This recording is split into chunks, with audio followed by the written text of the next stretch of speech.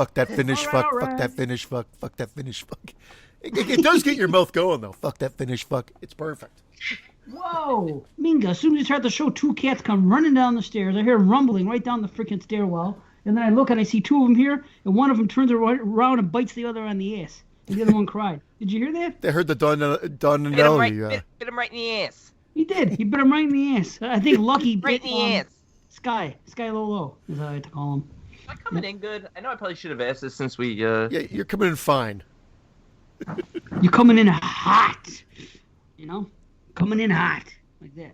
See, how's this, listeners and co-hosts? Here I am sitting just like this, talking normally, and then this. Is it better if I'm leaning all the time though? Yeah, you should get into the box with your mic. Get into the fucking thing, right? Or I can pull the box closer to me. No, Just get don't in there. Get under the cover with it. You just climb into the box, yeah. Just nuts. Under the cover. Does everyone know what today is? We had a Friday the 13th, and now we have Pico Masato. Pico, he says. No. It's Piso. No, wait, hold on. Piso. Yeah, Piso. Oh, Piso What the fuck? Mojado. Oh, Piso. We were talking before we came on because Christian's recording with this thing called Piezo, and I said, how do you Piezo. spell it? Piezo, sorry. Piezo. I go, how is it spelled? Because I was hoping he was going to be wrong, and I could call it Piso because Piso, it's a Spanish thing. And of course, Christian doesn't know anything about Spanish because, it's French in Canada. Basically, French is what's in Canada, what Spanish is here for whatever reason. But so Neglected. that's the way. What's that? England? Yep, England. Okay, England and Mexico. Okay, so so now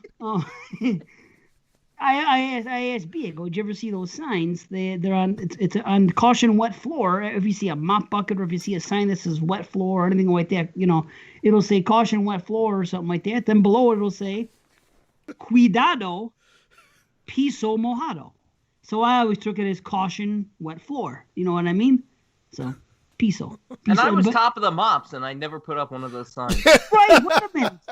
How could you not see it on your mop bucket? Yeah. Cuidado, piso, mojado, it's got to be there. We got Spanish in Jersey. Shittiest janitor in the world. No, we're French here. We're French Canadian here in Jersey. Oh, you're French. French Canadian. Sorry, I so think I don't see speak- Actun more than I see Piso d'Amato or whatever the fuck it Oh, is. look, a white cat. I've never Yeah. seen the white cat. What the hell happened? You That's bleach cat. Lucky? Who is that?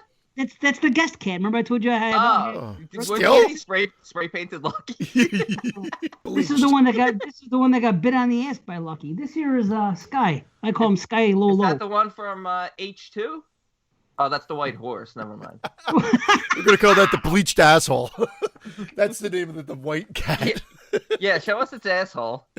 Oh, Let he me just see. got This, bit on the ass. let poor me guy. see his asshole. Is it, So is check it it red? out. We got two black cats, right? We got one white cat, and then we have one mixed cat that's black and white. Ain't that crazy? Yeah, we talked about this last show. That's why. Oh, all right, a little bit of everything. Yeah, right. We did talk about it. You did. You said that's America. Yeah. That's right.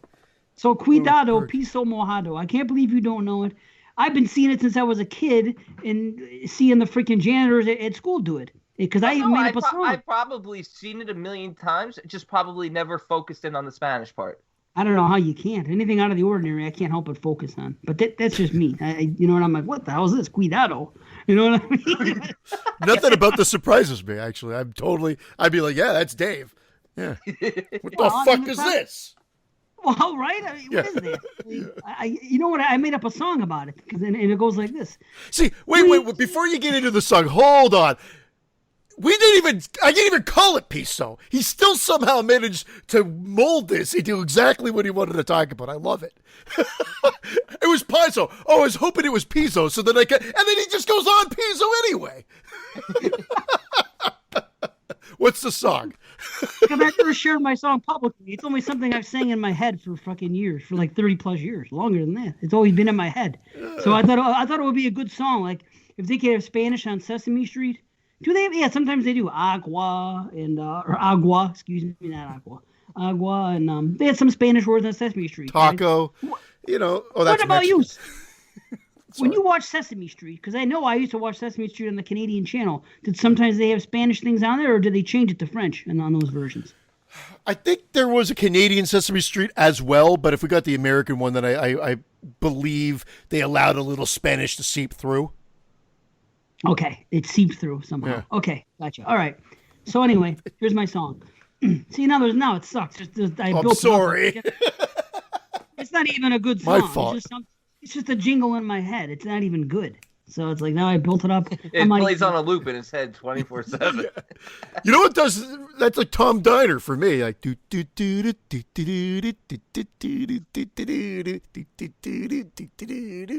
it's gonna be stuck in everybody's head. You're like, What about that 24/7. song from Body Double? I sent it to you guys. I'm gonna play that shit because I couldn't get that out of my head yesterday. That freaking song. now I've derailed you enough. What is your jingle? I'm sorry, Dave. You know, it sucks now. But I mean, okay, this is what I would always say to myself because it's not that good to begin with. But now you know what I mean. You can't lead into something. You don't have to lower our expectations. They cannot get any lower than they are right now. I got Christian right in the middle of a sip of coffee. Don't expect It's beautiful. Caution, wet floor is what the sign usually says. And then below it says, cuidado, piso mojado. So I would say, cuidado, piso mojado. Don't walk on that floor, or you won't be walking no more. That should be a PSA. I know. That was the idea. That was always I'm actually glad that we had to talk to lower expectations at that point, because then that came out good. Thanks. Okay. That was better than I expected. Piso de maro. I don't even know if I got it right. Don't walk on that floor, or you won't be walking no more. You know? We're totally politically correct on this show. He's even got a little bit of an accent there. Well, it's French Canadian, but it's still a good accent. So what about Friday the 13th? Did you guys do anything for it? Absolutely not. No, huh? You're Friday the 13th. It's just another day. I see the posts, and I appreciate seeing the posts. But I watched your thing, your room, and it's awesome. And I was like, holy shit! I had no clue. I know you said you collected them, but I had no clue you had that many VHS and all the different versions on the DVD as well. Sick son of a bitch, man. He had to take out a second mortgage, but he's got all that now. I know, I'm done. That's it. Seriously, I cannot spend money. Like Black Friday sales are coming soon. I'm not even going to look at one thing because I'm not buying. I will not spend any money on myself until at least next January. I will not. I can't. I've done too much and I can't do it anymore. Now we're having a second freaking wave out here. New York's out of control. Oh, we're going through it too, man. It's gonna be nuts. The downfall is Scream Factory just announced a box set VHS set of Friday the 13th that's coming out in December. So. And they're gonna have the original Part 5. Yeah, cover art.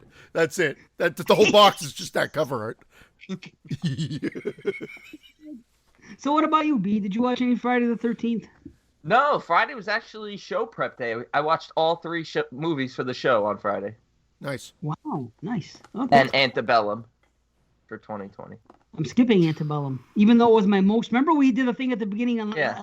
And I said, by the look of it and this and that, I'm going to declare this my most anticipated. And according to what my research has found so far and using the Dave Z method, I've decided to skip it. Is that a wise choice?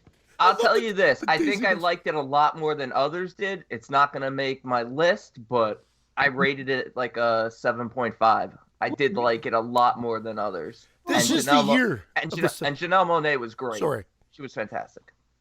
Yeah. That's the main actress? Yeah. She's sorry, I didn't mean to cut you out there. Just you said 7.5, and I'm like, that seems to sum up this year. 7 to 7.5. There's a lot of 7 to 7.5s on my list. I have a lot of 8s and above too, but granted, I've watched a shit ton of films. True. I mean, I've broken my record already at this point. We still got another month. Are you beating Heather? That's the only question needs answering. I just pulled a few movies ahead of Heather, but we're pretty much neck and neck. But we're not really neck and neck. Sounds hot. Now, Heather, I heard I heard it on the latest episode of Friday Nightmares. She said that going forward, she's going to be more discerning about her choices. So it only took her a year. I'll give her props. Less than a year to figure out that is not the way to go about doing these. So kudos to you, Heather. You figured it out. You've seen too many shit birds, and you said, you know what? I'm spending my time with white doves. You know what I mean? If I can. Everything's a jingle today. This is what it sounds like when white doves cry. Minga. Oh shit. Minga. Everything's going to be turned into the Sega. You know. Oh yeah, that's what I was gonna tell you. Sega. Well, that's not what I was gonna tell you. Hello. My Hello. movie. I'll tell you what. 2020. Look at me. This is what I've done. I have watched 47 movies, and everything remains true. I'm 45 for 47. I had those 2 misfires, and that was it way early in the year. And I have not freaking everything I've watched since is 8 or 7 or above. And even one I just gave a 7, other people are high on. So I mean, I'm like, wow, what do you know? I'm giving everything a 7 out of 10. So this way, when I come in on the year-end show, I'm just gonna be like, I'm 220 for 220. Really? Yeah. There you go. No. I've These watched are my last 10. 56 I've How many? watched. 56? Yeah. And how many are 7 or higher? I don't know that. You asked me this the last time. I'd say 3/4. The downfall is they don't really go high.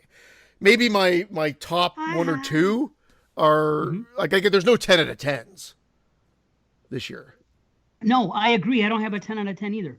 You're I right. don't have a 10 out of 10 either, but I do have A lot of probably 7s. I probably have 39 8 or aboves, and a bunch of those are 9s, maybe even a 9.5. Oof.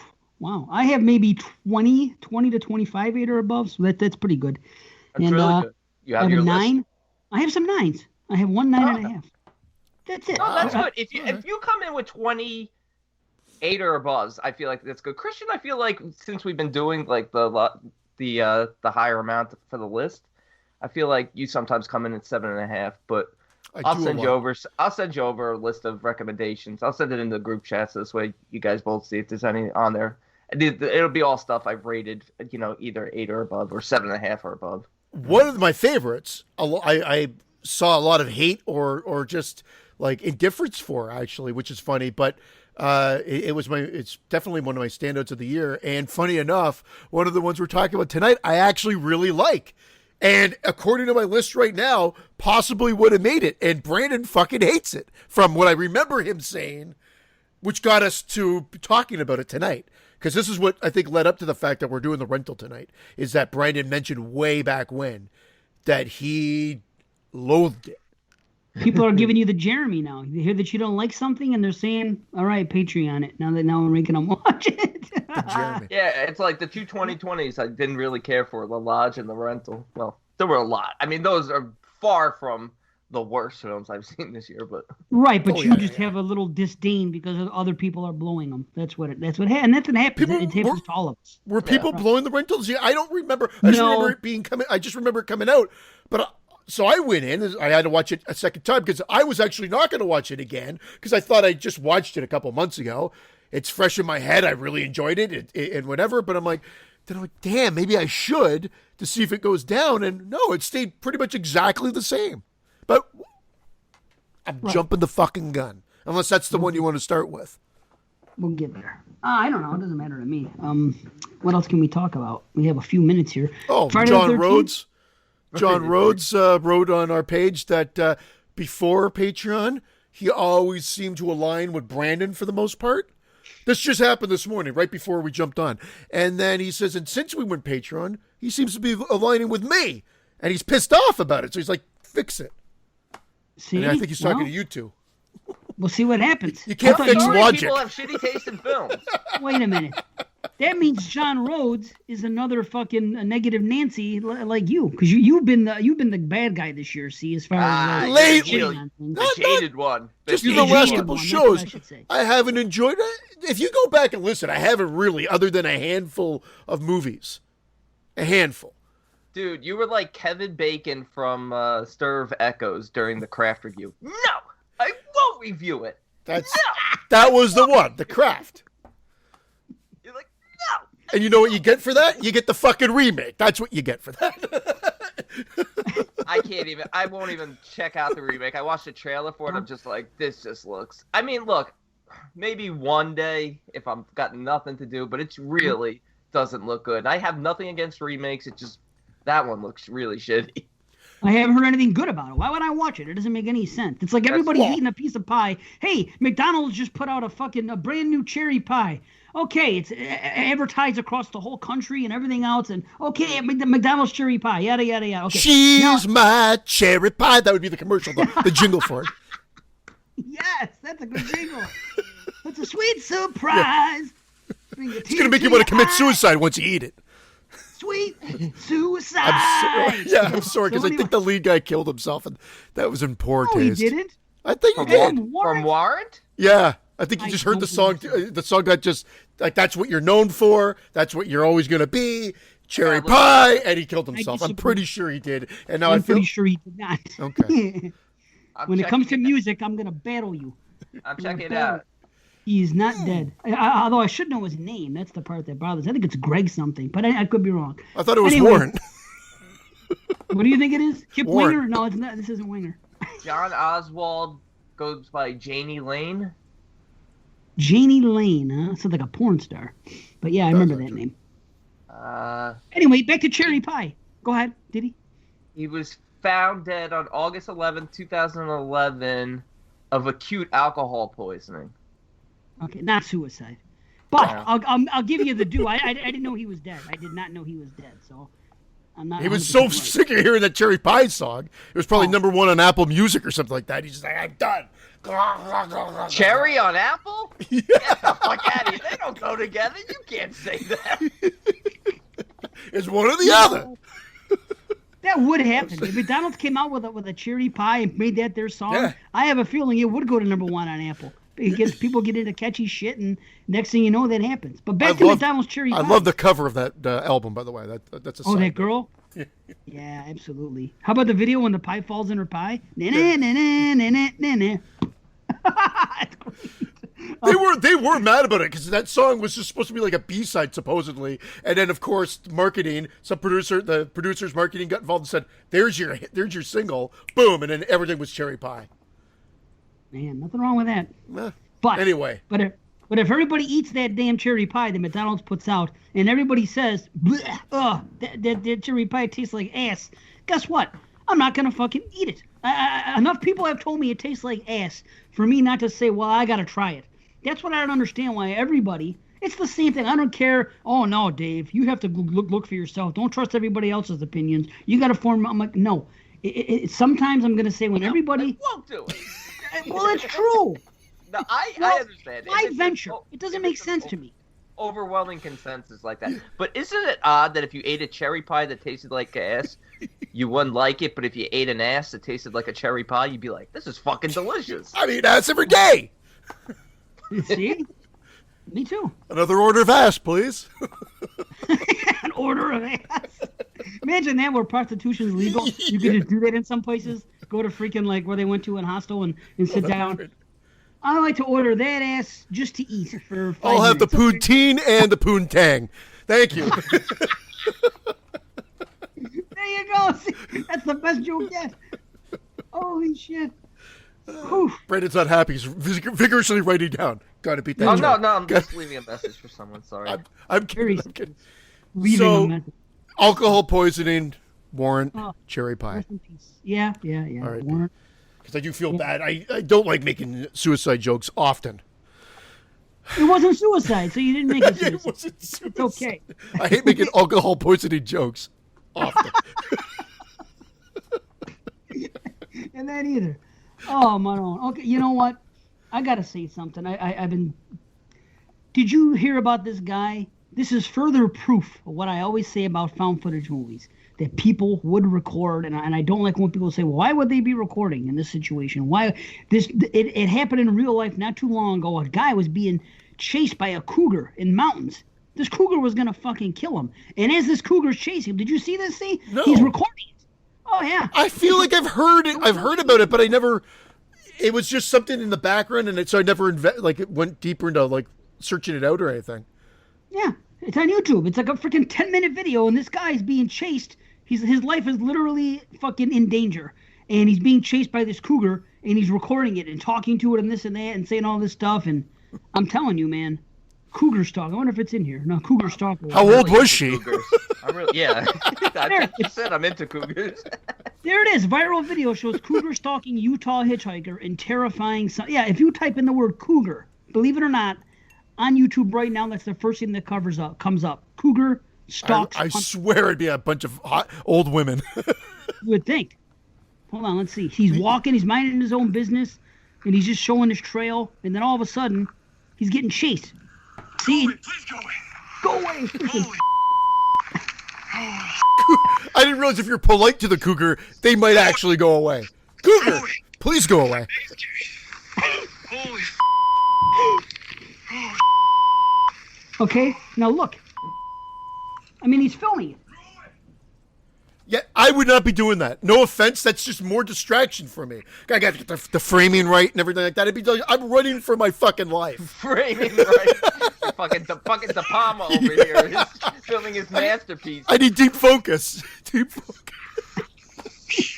And it keeps coming, and it just keeps coming. It's getting faster and faster. And it just keeps, No, no, you won't eat me. like it's his cat. I won't let you eat me. That's going to be you can't say this, the new one. No. It's 6 minutes. It's 6 minutes of that shit, and it keeps getting closer and coming along and moving faster. And what is this guy doing? He's filming it. It's found footage. So for the Stupid. detractors, yeah, but that's what people are. And on top of it, you might make money. Who knows? Does this thing have an ad yet? Who knows? If you get a viral video, you could make some fucking some quib on that shit. Get on it. That's what I always say. I always say, anytime someone questions why someone's filming in found footage, my answer always is, because if you happen to survive, you're going to get some loot out of this. You may as well go down. Oh, Yeah, dead. They found the phone. I didn't get to the end, and I didn't hear the story. I didn't get to the end. He gave up on a 10-minute video. Now, if it was a didn't ghost even watch cougar... The end is them cutting open the cougar and pulling out the phone. Imagine that. Like the phone gets swallowed and then it's still recording. And then they cut open and they pull it out. And that's Like the beginning of Saw 4. Yeah. There's your found footage movie. And They then, should Hoffman shows up. There And it is, Dave. Marco kills him. Marco. I can't believe he got banned. Speaking of talking about shit that's been happening, Marco from Finland, God rest his soul. God rest his soul. He's dead. Poor bastard. He got, because my name's Christian, he said, I hate Christian. And they took it as hate speech. Is that why? I think it's forward. If he said I hate Dave, I think he'd be banned too. I don't know. I don't think so, because he says, I don't hate Canada. I just hate Christian. And if my name was Jew, same thing. He would have been, I hate Jew. And then it would have been even God. He hates you too.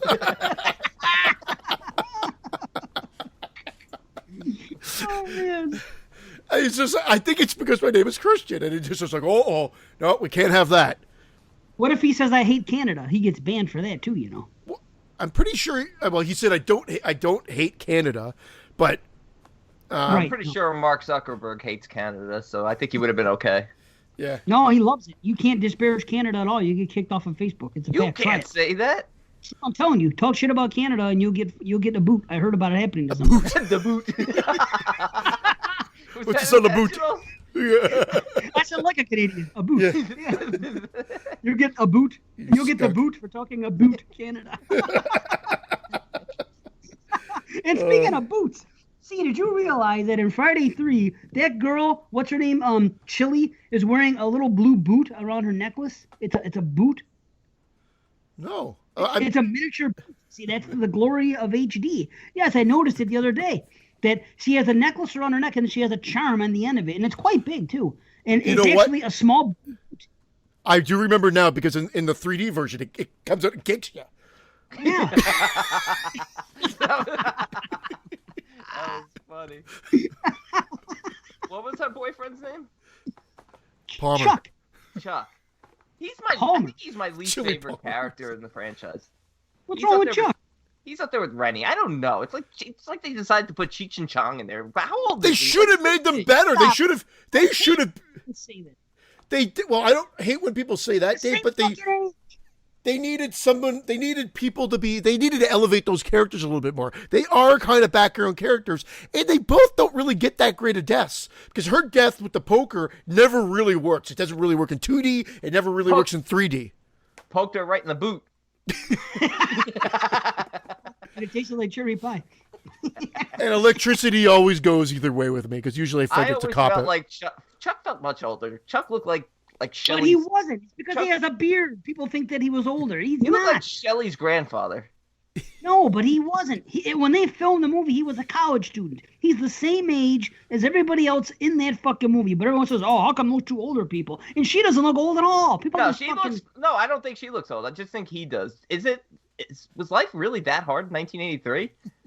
People did 82. look older, dude. They did. They do. They do. We, my brother, we're watching wrestling from 1984 now. We're watching all these jobber matches and this and all these different matches, right? And the way men looked at the age of like 35 in back then is like the way they look now when they're like fucking 50. They just looked like fucking men. Dude, They just looked like look at people Body. nowadays. Look at Body Double. The actors in Body Double were between 27 and 32. The two main stars, the guys. Yeah, They look like they were 45. true. They looked older. I'll give you that. Yeah. You're right. I mean, it's true. It's true about every movie back then. But it's really prevalent in wrestling because these are big guys playing fucking, hard ass people and badasses. And you see them and you're like, if I saw that guy in the street, I'm not going anywhere fucking near him. You could just look at him. Even guys that were a little bit smaller look like they were badass. That's where like wrestling now, they look like fucking the three of us. You see wrestlers nowadays, they look like us. Like there's nothing No. fucking scary. Yeah. I never watched Really, it back then. I don't watch it now. Not missing anything. That's one of the problems with the modern product is that everybody looks like someone you could just bump into at the gas station. Where back then, those guys just looked intimidating. Like, and it wasn't because we were young. When you're young, yes, grown men look bigger and scarier. But I mean, till nowadays, at my age, we're watching this. Especially I'm when like, they're chasing you and you're little. They look much scarier. No, look at no, stop it. Fuck, no, don't follow me. Like the cougar. Please no. Please. What did he say in the cougar video? Please no, Cougar. Yeah, it was ridiculous. It was like you're talking to it like it was his pet cat. Yeah. Don't cougar. Come on, you know what I mean? Like I talk to my cats. Come on, Yeah. I'm rooting for the Cougar. We should put that up as a bonus. That'll be the whole video. Fucking the cougar. Even though you can just go to YouTube and find it. Yeah. That's our bonus episode.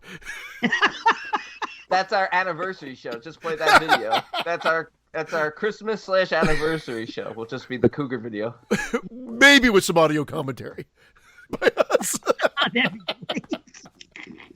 So the Cougar's approaching him here in this scene. In this scene. Putting together shots like fucking De Palma. You know? And speaking of Friday 3, I noticed at the beginning they said they talked about all the bodies they found. So this is proof that they found Jason's shack because one of the bodies was in the shack. So in other words, nobody ever comes out and says it, but the cops actually do find Jason's shack. It's just never spoken about. And I noticed at the end of part 2, can you believe I've never noticed this before? When Ginny walks out of Jason's shack, she has the sack in her hand and she throws it on the ground. Was it a sack shack? Yeah. Or a shake shack? He was loaded with sacks. They were all hanging all over. So the in part 3, when he wakes up and it's right beside him, that's a mistake, is what you're trying to say.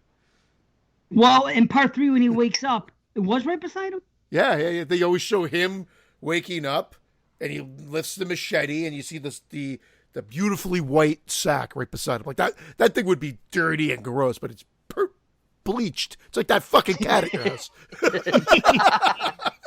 It's like your asshole.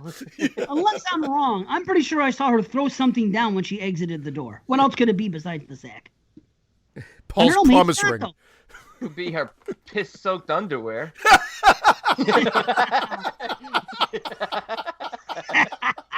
She did pee. And do you know why she peed?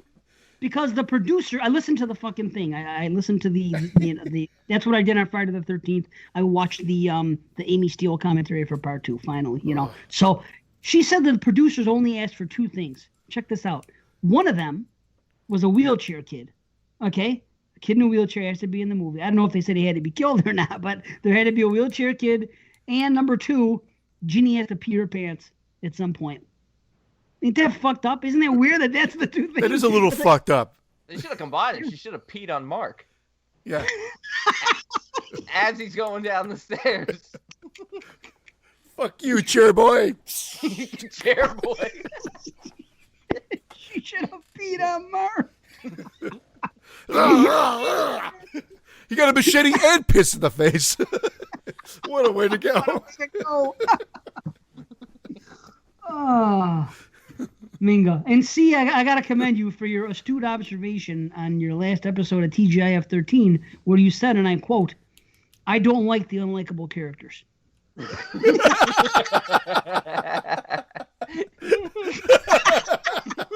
Man, I want to jab this pen right through your fucking skull. I don't know what it is about that, but I do. I don't like these unlikable characters. Dude, I got notes that are going back a month, and I'm just dropping them, sprinkling here. Yeah, I could tell. Holy shit. Oh, we never That's have funny. time anymore. The good news is after this episode, we have one more episode in December where there's 3 movies, and then after that, the new format takes hold. It's The new old. Yeah, new old. Yep. But I think everyone's gonna prefer it, honestly. I think they like us bullshitting more than just reviewing 3 and 4 movies and not have any time to, and we're gonna be answering questions more on the episodes and shit. I think people get into that. So, I agree. Well, and as speaking far as- of getting into it, oh wait, you have more notes. I'm sorry. No. I am not going to get into my notes because it's too much. I'm going to sprinkle them each episode. So I got a couple. Let's sprinkle some more in. Let's do a movie first, and we'll sprinkle some more in. Okay, let's do a movie. These are the 3 that we're talking about today, and I took a picture of them because it's easier. Because this is episode 126, and we have The Rental from Eric J, The Town That Dreaded Sundown from George, and Body Double for Rob D. So this is going to be an interesting show. I have a feeling that there's going to be some strong opinions and a lot of questions for me about a movie in particular. So we'll see. Do we have any preference over our first movie? It's your gig. It's your gig, B. It's pretty much the way it is now. You get to pick. I was going to go in release order. Go ahead. I don't care. So we'd start with 1984's Body Double, directed by Brian De Palma. A young actor's obsession with spying on a beautiful woman who lives nearby leads to a baffling series of events with drastic consequences. I have a lot of questions. Either I'm a complete idiot, which may be true. It might be me. I'm not saying I'm above anybody here. Either I'm a complete idiot or everybody's overlooking crazy plot holes. I don't know what it is, but as I did enjoy the movie, like De Palma has not let me down yet. Every time I've watched one of his movies, I've come away with something from it. I like him, but I just can't understand certain things.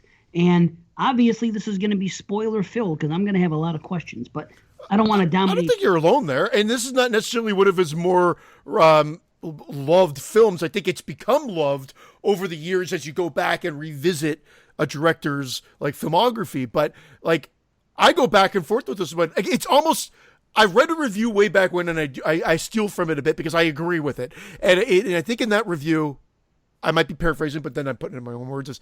It's almost a parody of De Palma films in a sense, in certain sequences. And it does play out like that. And it's so over the top and so melodramatic and whatnot that the things that we loved about what was done in Carrie and even Dress to Kill are done to such an extreme here that it almost becomes comical. Yet I still love it, but not necessarily if he was going for the total dramatic feeling or response, it doesn't really work. But almost as almost as a parody of it, it works. This was a first-time watch for me, believe it or not. I had never seen this, and much like Dress to Kill, it had a very Dress to Kill feeling. Obviously, homage to Hitchcock, very Hitchcockian, particularly in the driving scenes where they're clearly just look at the young guy. But I will say this: its biggest downfall. It is so easy to figure it out. I was taking my notes. I had everything figured out in 20 minutes. I knew exactly who the killer was. I knew what twists were. It was just so ridiculously obvious that, I was just because I love these types of movies. These are like the deep dive sort of mystery whodunit thrillers that lead you down these rabbit holes to solve who the killer is. And I'm like, the killer is this person. It's so easy. You could literally see who it is. Well, that's it. Time is definitely, again, back in the day, I don't think it was quite as obvious, and I'm not trying to make it sound like audiences in 84 were stupid or anything, but I think that it was a little bit more, he was doing it on purpose to show it. Now, we've seen so many other movies that I don't disagree with you. Now, I I can't distinguish whether or not. I mean, I've watched this film so many times that I just know. Yeah. I just know. But I can't deny what you're saying. It's so goddamn obvious. In the look. Can I put it this way? Before you even see the Indian, which is obviously it's so ridiculous. You can't say that. He looks nothing. It looks nothing like an Indian. Oh, I disagree. I thought right away it was an Indian. I even told my wife. I said, "Yeah, there's this Indian-looking guy that's over here spying." But then, really, yeah. I was like, it looks nothing. It looks like he looks like the killer from Giallo. Looks like a jaundice. You took my. Oh my God! You took the words right. I was gonna say when you saw him the first time when he's by that satellite thing, whatever. To me, he looks like an Indian guy or Native American, whatever. And then later on, we see him again. But when you see him in clear light, when they're in the elevator scene, so yellow, and it opens up and you see his face, then that's when I said, well, that guy's wearing a mask, and it's much more obvious than Adrian Brody was in Jello. Oh yeah. But also, crazy. my point I was making is even before you see him in that makeup, when they show the close up of the husband pushing the wife. Oh yeah. Even though you just see the back of the head and the hat, I paused it for a sec and I'm like, that is so and so. And this is before you right away. Yeah. Because but why you see the back of the head and you see the hair and I'm like, oh, that's so and so. They didn't go away. That's so and so. This is how it's going to end. Yeah, and then they show that guy. At his car, and I was thinking, well, didn't he just come over in his car? Because you see the car back out of the driveway, and I kind of dismiss it. I'm like, you would think that this guy was the killer because he told him to do this, and why else would that happen? And why would she be there at the same time every night unless it's a setup? So I'm watching this, and I'm like, okay. I go, this must be the husband. He must be the killer. And he just left him. But then you see the car back out of the driveway, right? And I'm like, well, didn't he just come over in his car? Wouldn't he immediately, the first thing he'd say, oh, well, that's my friend. I just came over in his car. I know what his fucking car looks like. So right away, I'm like, this isn't going to work. And then it ends up being that. So I don't know. And there's other things that were just, and I will say that if you're going to call it parody, I would say, I never thought that he was parodying his own work, but I guess he's not. Could say that.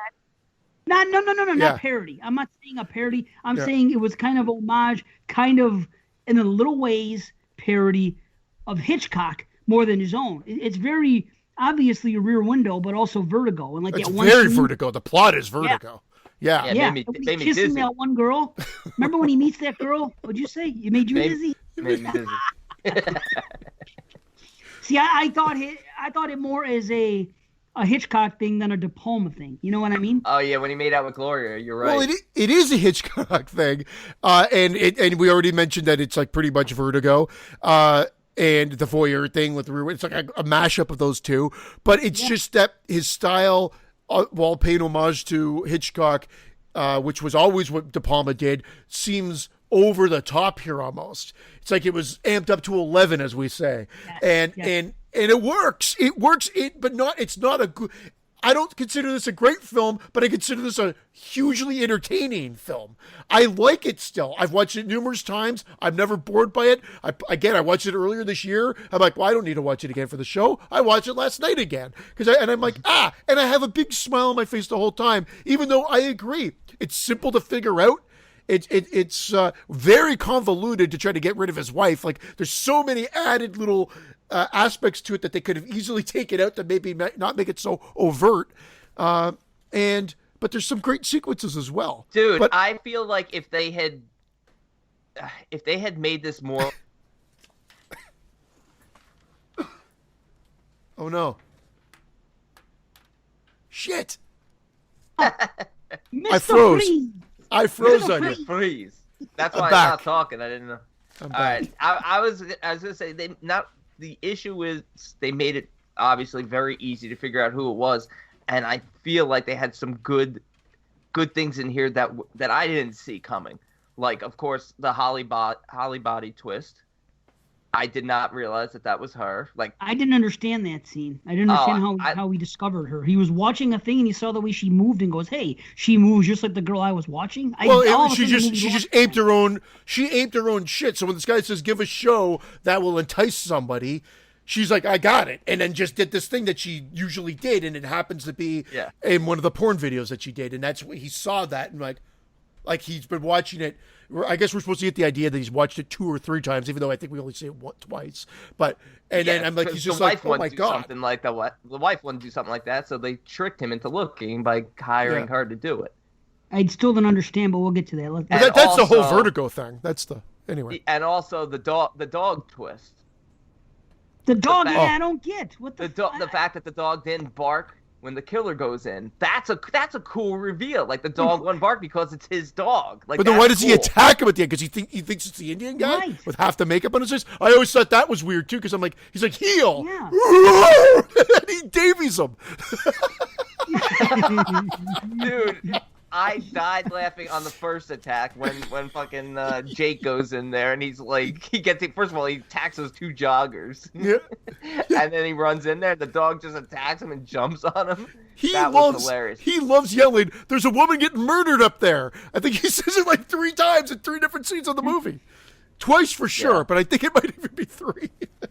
No, he didn't attack Sam at the end. He was attacking Jake, and then Jake ducked, and Sam's right there, and they both Okay. go into the water. That makes more into sense. the aqueduct.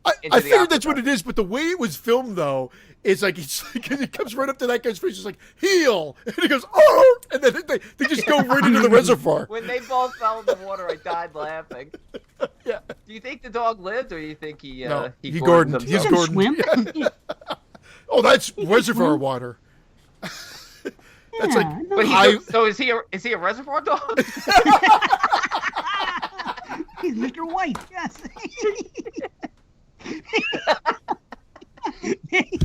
Oh, That's where the idea. the best joke. That was That's amazing. it. I'm done. Yeah. Thank you guys. End the show here.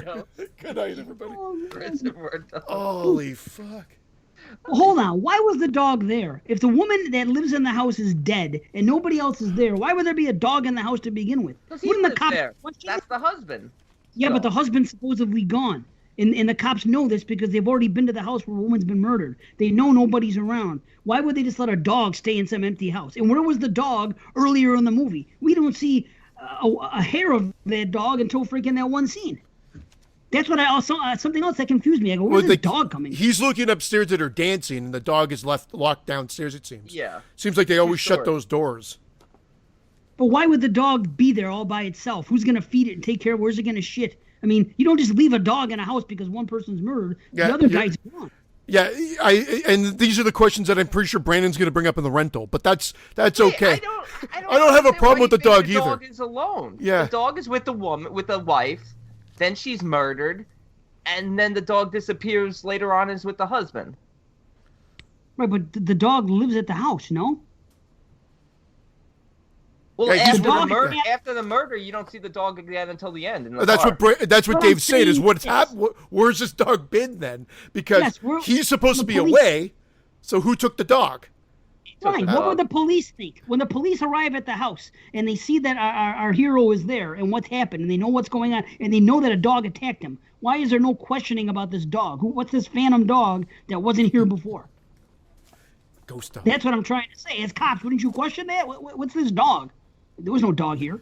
Whose dog is it? They Why could would have they easily tag have him? thrown in a line like when he's getting like the 3rd degree from that detective that calls him a peeper and like they could have just said, "And this dog, where's this dog?" Because the downfall is I've got witnesses that agree to your story. But I mean, they could have just said the dog ran off. I mean, you're questioning not that. that- I always fucking laugh at the fact that he has a power cord with the drill, and he's like didn't Sleepaway or what the fuck though? Slumber Party Massacre. Summer Party Massacre, who came out like 2 years before, had no power cord. This guy's got a power cord, and it's like out of a comedy. You'd think that this would be in a satire film of a slasher film, where the guy's coming up with a drill, and the power cord pulls out of the wall. Yeah, like student bodies. Yeah, That should have happened. or something.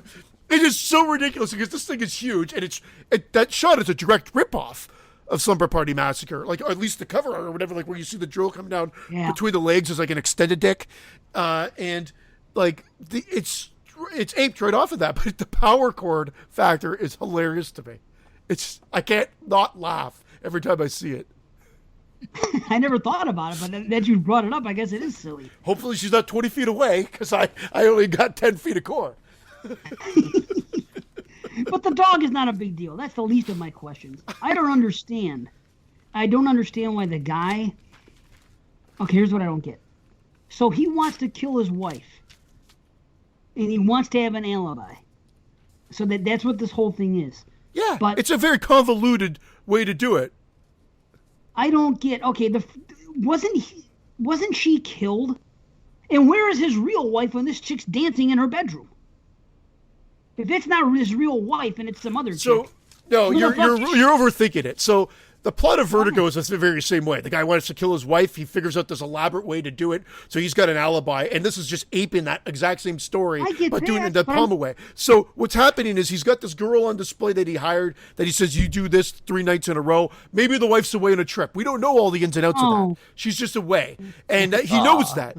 Well, he knows that. That's how it works. So we She's sent her on rich. trip, and then he said, when she gets back, I'm going to kill her. I guess it's plausible. Okay. Maybe they're That's together. fine. Oh, no, they can't be together. The husband can't be together there.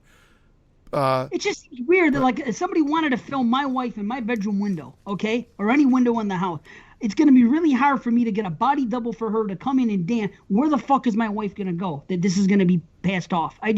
That's what I was, when the reveal happens later, I'm like, well, wait a minute. If he has this other strange girl in his house dancing, where the fuck's his real wife? The And real how wife is was it at the mall throwing away panties. Yes, she was. He Perfectly was good there- panties. Dave, Oh, she was so this hot. movie's riddled with those. And again, you're not wrong in asking these questions. Those are the plot holes that they weren't expecting that you'd be asking when you watched it one time in the theater back in '84. I watched but it it's- one time yesterday. And I know. Yeah, but there will be some people that do that, but the general audience would not. And they'd be along for the ride. Again, you're not wrong. This is what we do on the show, but there's no answer that I can give you that's explained in the movie. It would just be easy to accept the Yeah. fact that since the killer's the husband, he knows the wife's schedule. She's not around Exactly. these nights. Come in on these nights. Maybe she's out doing stuff. Yeah. And why was he in her purse doing shit? Remember, look. At first, I thought there was a burglary taking place, and the wife wakes up, and the guy. And by the way, the wife is in that bed that very night. Unless that's not really the wife, and that was a setup too. I don't know. But if you're saying that the girl was out of town, there's no way, because literally, our hero is looking through the fucking thing the very first night, and he sees it. Okay, that she danced it, and he was watching it. Then he goes back later on that same evening, and he sees that girl asleep on the bed, and it was right after the guy left. And then obviously that's the same guy. He goes into her fucking dresser and he's doing something like it looks like he's gonna steal her money. Then she gets up and gets mad. So are you saying that was Holly Body as well? That whole thing was. So now it makes even less fucking sense. No, that was the wife later on. Just I mean, later on it was fucking 5 minutes after. No, So you're no. gonna tell me the wife's out of town? Yeah. Passage of time, maybe a few hours. Yeah. You never know. You See, mean Dave, to tell me- you're not going to like this movie then, because this is what I talk about when I was talking a couple episodes ago about liking a movie that's a manipulation. It's just cinematic logic, and there's no other logic. There's no we will not be able to answer your questions. This does not our make. general makes more sense than this. I That's just what- think when because people you're complain- watching the film within a 5-minute frame of the film doesn't mean it's 5 minutes within real life scope. Yeah, it's fine, but it's still the same evening. So you Yeah, can't that's tell me fine. It could be the same explanation- evening. Listen to me though. You can't tell me that the wife is out of town for fucking 3 days. Okay, what I mean? I didn't tell you she's out of town. Christian did. Okay, well then Christian can't tell me that she's out of town for fucking 3 days when literally she's fucking in the same town in the same day as there's a girl in her house, and that same evening later on in the exact same evening the real one is there. So She you met mean some. to tell She met me- some girlfriends for drinks. Dude, Holly Body does the dance at 7:00 at night. She comes home from having drinks with her girlfriend at 10:30, and then he stages the scene with the wife where he. We will not make you happy with this. You're missing out on something. It was right after the guy left.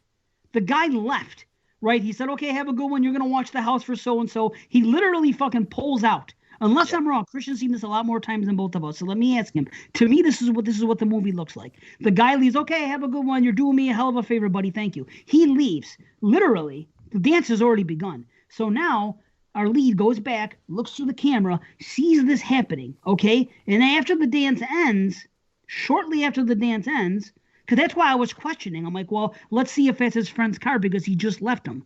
That's what I'm thinking as the viewer. So if he just left him, how did all this happen in that time? Again, it's I don't mean to be the a Palmer jerk. I'm logic. No, you're not. But you're not going to enjoy this, and there's not going to be an answer that this is the Palmer's manipulation, and you're along with it or you're not, and it gets criticized for this. And that there's no logical explanation. He goes and then he puts on the fucking hat and pretends he's the husband, hits her, roughs her up. That's the wife. and they're Doesn't having a pretend real he's the fight. husband, he is the husband. Yeah, he is the husband. Sorry, he is the husband wearing the hat and whatever. But the Somebody disguise, everything's there. Everything that he does has to be seen by this, which is already a huge leap in reality, and assuming that he's going to be watching every moment because he's working on that sign. He's got to be working on that sign and not worrying about other people saying, "Hey, we saw some crazy Indian guy like fixing soldering something on the sign late last night." Like everything is done as a manipulation for this guy to witness.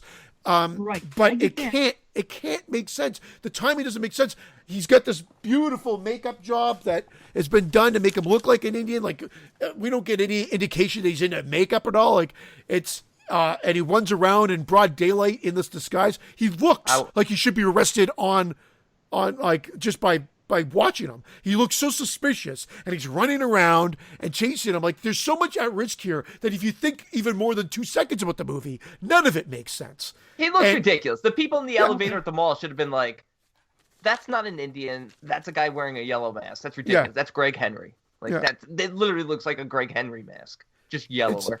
And he's running around rampant, trying to chase him, stealing her purse, and this, that, and the other thing. There's so much that has to happen to make this movie kind of flow the way it does. It's total manipulation.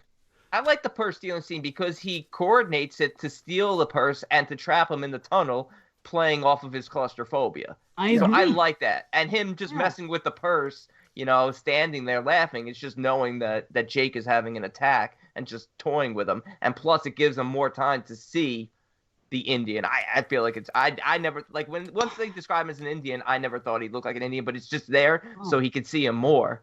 So it's like he's just building up his alibi even more. Like, yeah. Because the whole idea is once he kills the wife and the Indian, and the Indian disappears, he's tying up loose ends with Holly only because he sees Jake getting close to her. Like he disappears, he shows back up as the husband. They'll never find the Indian because he doesn't exist. Okay, I got a question. And again, this might be something obvious that I missed out on, but maybe not. Maybe because the thing is, I never see any critique about this movie. I went to the B and everything's like 8 out of 10, 9 out of 10, 8 out of 10. Everything. I didn't see anybody mention any of the questions I have or say anything. And usually when a movie does that, watch The Rental. Look at the fucking shit about The Rental. People are questioning every fucking move there. But this here, it's much more confusing to me and no one says shit. But anyway. I think it's because of the problem of cinematic. I honestly think that's what it goes to. The logic of just being immersed into his cinematic world and it's his like auteurs and auteur. It's got his thumbprint on it, and you just go along for the ride. I think that's why it's more accepting. Again, if Argento gets shit on, and he's an auteur of it himself, and people still question his stuff all the time. And I'm always here, and I can usually explain what's happening on it. Anyway, here's my question. I don't mean to dominate with the questions, but how does this guy know? And it might be something obvious, but how does he know that this guy has claustrophobia? The acting class. He's in his class. They show yeah. He goes to the class. Hold on a minute. Okay, but in the class, does claustrophobia have to do with what's happening in that class, or is it just him tapping into something? He's doing the scene where he's reliving the childhood trauma of being trapped behind the freezer and how it gave him extreme claustrophobia. That's when he yells at the teacher to stop tormenting him. And then he starts talking to the guy in the bar about it after as well. They were playing sardines, exactly. But he already targeted him by then because he told him to go to that meeting at 3:00. He goes, "We have to go to this class at 3." So he was already targeting him. That wasn't him. That was another buddy of his. Friend. You'll see him in the background looking when he realizes he needs a place to stay. That's what he targets first. He targets the fact that he's like, he hears him. He hears the guy's name first. If you actually look, it's the buddy that's saying we got to be at class. When he says his name, you see him look back because he already knows that he's got this. Or maybe heard rumblings that this guy's got a problem. Remember, he's been fired from that show like a day or not fired, but he's left the show because of problems. So I think it's known that it's a real movie too. Vampire's Kiss, isn't it the one with what's Nicolas Cage? Nicolas Cage. I'd rather see this version. So anyway, he sees it there, and then he runs into him later, but that's like a plant to just kind of reintroduce him into his life, and then they're in the acting class together, and that's where he's reliving it, and he happens to be in that actual class, and then he's the one that stops it, takes him to the bar, and again, it's instead of the old friend, which was in Vertigo, they decided to not use the old friend, and they used someone that's like a friend of the friend, like an acquaintance, a fellow actor, if you will, that's in the biz that knows a bit about him. But okay, thank you. I get so that there's not a problem. It's just something I missed. Now here's my one big thing. After this, I will shut up. When there's an accident and freaking what's our name of our lead? I keep calling him our lead, our hero. I forget his name. Okay, yeah, Jake Scully. Okay, so when Jake is in the car and they get pulled over, right? And the cops are there, and the car is ahead of him. And there's no reason to suspect Jake at this point of anything. This guy doesn't know anything about him being crazy and having all these theories and anything. He's just a cop on the road, okay? It's saying, okay, there's an accident here. Go this way. Why did the cops completely not pay any attention to what he was saying? If I'm in a fucking car and I'm stuck in traffic and I say, hey, this guy just clubbed this girl in this car. There's been a murder right there. Not only do they not pay attention to it, number two, they allow a guy to fucking back up, do this crazy exit thing, and nobody fucking says shit. All these cops there. That would never happen. They do say shit, but they put an issue. It's forced. Again, De Palma forced, but it would never happen. He's acting like a wild guy. He gets out of his car. He's like, "Sir, get back in your car." He's like, "No, there's a murder up there." Like he's acting frazzled. I get that part. He looks, and then they don't see anything.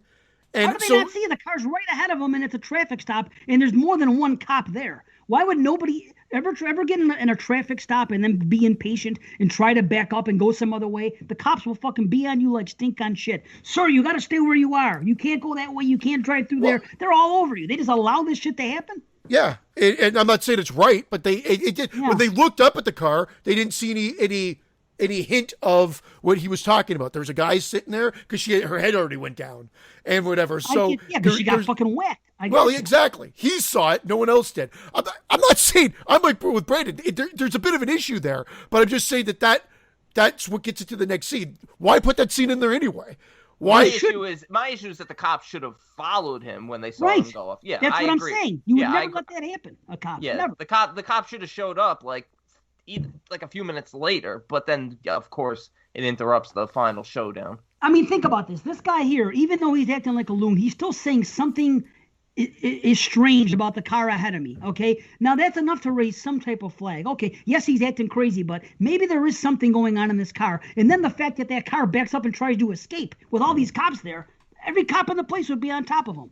So, okay, man, it's too bad because I'm not going to criticize this film anymore. I do like. No, do what you do. Like you're not. It's not like my favorite film. I am a fan of De Palma. I don't actually like all of his movies, and I do find that he has De Palma-isms, like I joke about with Mike Flanagan and whatever, and they could irk people just as much as the Flanaganisms irk me. Poor it's old fine. Michael Flanagan. He is very he knick-knack on his chin again. What I appreciate for him is that he has a cinematic eye and tries to make things interesting, and with that becomes the sort of melodrama of the camera, if you will, where it's so contrived, the movements, to get exactly what he's trying to get here. It's not as successful by any means as it was in Dressed to Kill or for Carrie, which is just amazing. It's an enjoyable movie. That's it. I've been at a 7. I've gone up to probably a 9 on this. I come right kind of in the middle now while watching it. I enjoy it, but I do think it's more of a parody, if you will, of his style of films. We didn't mention that Barbara Crampton is the woman that's cheating at the beginning. She's the wife. That's awesome. And like, was that like her calling card? I feel like there's another movie where she's the cheating wife. There's also what's her name is in it. Who's from Slumber Party Massacre? The First Kill. What's her name? She's like a big scream queen who did a lot of stuff with Linnea Quigley. Brink? Yeah, Brink Stevens. Yeah. She's also in it. But let's talk about Melanie Griffith. She got nominated for a Golden Globe for this. I like Melanie Griffith, but I was like, she's nominated for a Golden Globe for this? It's like, I think it's because they didn't have women talking like this in mainstream movies a lot. And then she's so matter of fact about it. He really likes, because like when you think about When Oh she my said God, no Nancy, shaved what's her pussy, name? no SMM, I would have been Shit. like, no, thank Why you. can't I think of her name? His ex-wife that's in Dressed to Kill and RoboCop, Nancy Allen.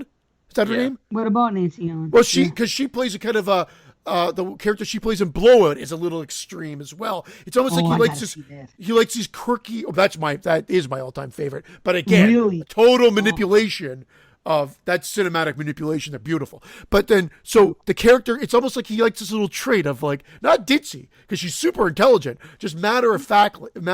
And Blowout, there could be a play on that, like the way it is. And it's just interesting. I just found it odd. Like, it was good performance, but I just was like, really? This was award nominated? She comes in so late in the movie too. Like it's bizarre. But she's memorable. Yeah, You know? she's Dennis She's Francis memorable great for in it being too. no fun, no S&M, and no shaved pussy. Like, ugh, no thank Yeah, you. hey, she's top. Yeah, but that's like Jenna Top of the Jameson mops. in the '90s. She was top of the pops. She was like, hey, check it out. I'm gonna do this, but I'm not gonna do this and this and this and this is how much I want to get paid. I'm Holly Body. I'm the hottest thing going. Yeah, but no porn fun right now. stuff, no S&M. She don't have to. She gets paid. You don't Dennis need to. Francis, Girls I have loved him in all. The Sorry. Vivid girls didn't do anal. Remember the Vivid girls in the late '90s and early 2000s? They were well-made movies. They were drop-dead gorgeous girls. They did a lot of girl-on-girl stuff. They didn't do anal. They didn't have to. They fucking did what they did because they could Vivid does anal now. do less, probably, if it's still around. You know, I'm I saying- pride myself on people not it. knowing that. I pride myself on not knowing any history of that. I I'm just watch surprised porn. that Dave knew the history Yeah. of Vivid Entertainment. Yeah, That's that's. one. I used to know my porn quite well. I used to believe me. know I'm my a porn. horny son of a bitch. Fuck. I knew But what he anyway. was talking about when she said Vivid, but Yeah, remember the Vivid girls? They were. It was a cut above what the other stuff. You know what I mean? They were great I movies. love that I only knew a handful of names in the industry. Like today, I still only know the names that I remember, like the 3 names that I remember as a kid. I know so many names, but the names I know now that people might not even know. I'm into whatever.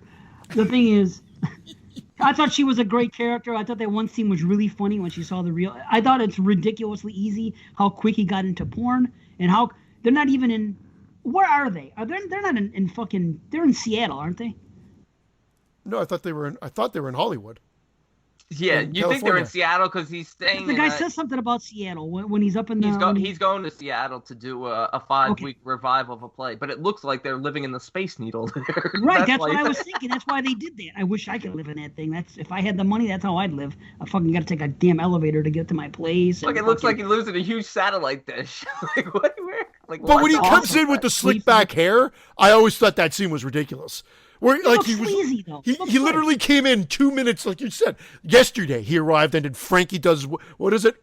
Relax, says don't relax. do it. Yeah. And Yeah, was he's that in really one him? video, and then suddenly he comes back, slick back hair, jacket. Hey, babe, let's why don't we go out? I got money and all this stuff, and it was just like he was bad. It was a bad acting choice. I think. I don't know. It just seemed a little too forced. I was hoping at the end that Sam was going to win and that Jake was going to be buried and then Freddie was going to piss on him. like Ginny pissed on fucking what's his name in part 2. Well, no, he's the one who buried Freddie in part 3. Oh my god. Oh, that's right. That's right. He did bury Freddie. That's true. Yeah, he's got Yeah, so- claims to fame. And then he gets buried at the end of this one, so that's why. Oh, that would have been some shit, huh? Yeah. Wow. Damn. Okay, now I get it. See, your joke is so good it went over my head. Yeah. It went over Christian's head, too. But it's a good one. You just have to think about it, you know? What a comparison. I try. On this I don't show? go for the low-hanging Yeah. fruit. See, I'm No, too no, easy. never. I can't do that. I You would never say, I do. go, here's what's crazy. This guy buries Freddie in this movie, and then he almost gets buried in this movie. All he would need is just got to come by and piss. That's how I would have done it. It It's was my funny, joke. the white dog pissed on him and brought him back to life at the end. Right. The white dog could have done it. You can't say that! Well, I keep calling the cat in the house the white cat. You know what I mean? Hey, white cat. You know what I mean? He is the white cat.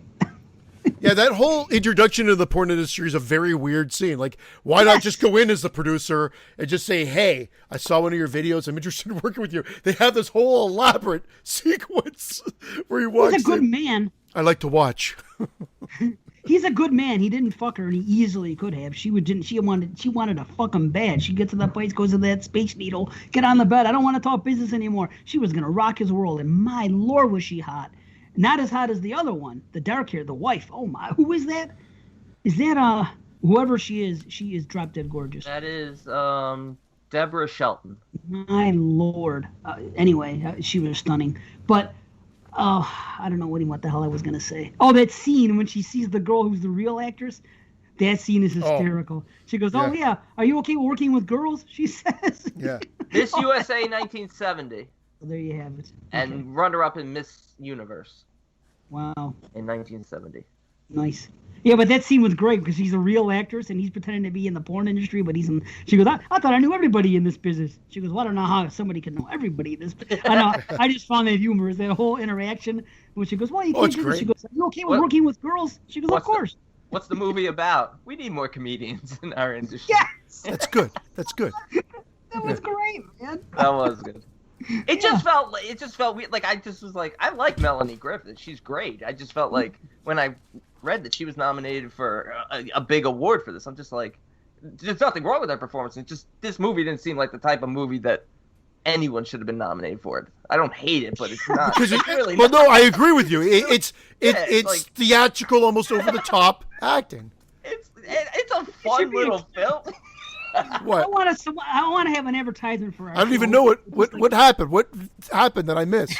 I think Just the way he said it. I want it to be a trailer for our show, which is like random comments that are made that, you know, do you ever listen to like you hear trailers from like Dr. Discussions has one, certain ones, and you just hear snippets of what the hosts are saying on different episodes. That'd be a perfect drop for B to say, what did you say? He goes, I don't think that anyone should have been nominated for an award for this.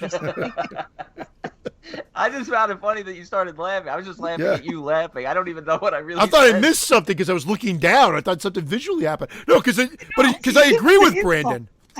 Yeah. But it sounded like such an insult, like it was a piece of shit. It did. I don't think anybody should have been nominated for anything. Like, wow. Oh, but And it's her definitely daughter looks nothing like her. Her daughter looks exactly like her father, Dakota Johnson. Oh, wow. Yeah, I guess you're right. She looks exactly like her father. Because I'm watching, I'm like, they don't even look alike, and they'd be around, I guess, the same age now. Well, I just want to mention the not nominated thing and get back to that because Dennis Francis is in this, and he's always good, but even he looks like he's playing a role. Like, I mean, even his like over dramatic, hot-headed director type seems. He's playing Psycho 3. Right. Yeah, loony. He's played every character he was back then. A little sleazy, a little, but it works. And he has my favorite line in the movie was, best teeth flashing I've ever seen. Best teeth flashing I've ever seen. Did I flash my teeth enough? That was right at the end of the movie. Best teeth flashing I've ever seen. That's the best part of the movie, the ending. They give you like a little softcore porno there. Well, they show the body double, which was his response to the Angie Dickinson scene in Dress to Kill, where he used a body double on her. And we talked about this when we did that movie, and was brought up, and this was his response to that. And that whole end part is, of course, a direct, like, F you to the critics, and like showing that whole scene being staged and everything, which was interesting and fun. Yeah, I agree. Man, it's weird about Dennis Franz because he was in a Hitchcock-related movie in Psycho 3, and then this movie with all the Hitchcock. I wonder if he worked with Hitchcock himself. Maybe there's a reason for that. No, he's been in De Palma movies galore. He's been in a ton of De Palma films. So there you go. He's like a De Palma regular at this point. I never saw Galore. Pussy galore. You said the De Palma movie Galore? We know you've never seen Pussy galore. What are you talking about? Your camera's on every fucking show. Hey! Waka waka. Oh boy. Well, we have anything else? I have one funny thing, and not even funny. I thought this would have been played better. Remember when he is following her and at the mall, and the cop and the woman calls the security on him? Yeah. And then we find out that the other guy is watching at the same time on the other side. Wouldn't it have been a better reveal if when they got there, she was actually calling on the Native American guy, and that's how we find out that he's there? Don't you think that? Because then I'm watching, oh, that would have been cool. Because when you get that little switcheroo, when you think they're like the Silence of the Lamb switch, knocking at the door, and you're not really at this door, you're at this guy's house. You think the whole time you're along for the ride, thinking that this woman's calling about, Jack or Jake, and then we find out that's how the reveal is made that the other guy's there because they approach him, and then we see or that's when the elevator doors open. It gets to that point, and then we see them there. And that would have been more De Palma because they usually it's more multifaceted. Like, you've got the girl, you've got the guy looking, and then you've got that third option that you're talking about. But then the cops coming in, and then it's like a big, like, the whole way that he likes to deal with the scene. So I agree. That would have been a great way of doing it. It's very matter-of-factly here. Very matter-of-fact. And that sweeping pan around when they're doing the kiss later and everything like that is it's so ridiculously fun. Oh my god! It's so ridiculous. Jealous the whole time. I was just jealous at him the whole time. Like, man, I wish when I was single I could just walk up to one that looked like that and have that happen. It's almost like watching a porno where they act. Oh yeah, like because in a porno you expect it. In a regular movie, you don't usually hook up with a woman that easy in the middle of the day just because you're following her and she notices you. I'm like, wow, look at this lucky bastard. Sweet fucking Christ. I just got Brandon's joke because I was reading down here and about the Nightmare on Elm Street reference about him because it's the same actor from part 3. Of course. Yes. That's why I was shocked. I was the worst joke of the show, and I was like, how did this not land? It was too good. It was no, because I was gonna mention that he was in part 3 at one point when we were going back, and I was on Dennis France, and then I was like just jotting down like I usually do, and I missed it, and I'm like, what, the dog pissing part 3, and then whatever, and then I realized what you had said. It's almost like it all just like, the slowest response to a joke ever in the history of this show. I'll take full credit for it right there, but that was gold. It was great. Hopefully someone listening got it right away and popped. Like, of course they got it right away. I mean, like, again, I'm on the fucking show, and I wasn't. All the listeners they're better than we are. They can pick up on it quicker, apparently. Oh shit. Oh. So what do we got? I'll tell you right now. For me, I know I did some critiques, but I still really enjoy the movie for what it is. It's 7.5 for me. That's it. Wow. Like, I already spoiled mine, but I'm 8, and I say it's enjoyable. It's fun. This is that example of a movie that I say that it's just. I don't even want to say it's too much style because I actually don't think his style is as honed as it is in his other movies. But it works for what it is, and it's just a fun romp. Romp. 7 out of 10 on the Peter meter. All right. Wow. You come in the lowest. Here I am. On the Peter meter. The Peter meter. Nice. The Peter meter. Okay. Who knows? You never know. Oh my God, I totally forgot. Like, so when I went up to get this other cup of coffee, I saw my wife, and she reminded me of this. And it's at 4:30 in the morning this morning. I don't know how I forgot, but 4:30 in the morning this morning, she wakes me up. Christian, what? I think I hear something in the house. Oh God. What? Huh? So I get up and I go to the door. I open it up, and we have lovingly we have a switch that will turn the lights on downstairs, like right outside our door too. I don't know. Sweet. It was put there's a boom, hit them on, and nothing. My dog's sitting downstairs, like he sees me. He's sitting on a chair where he's not supposed to be, and his tail's going. It's okay.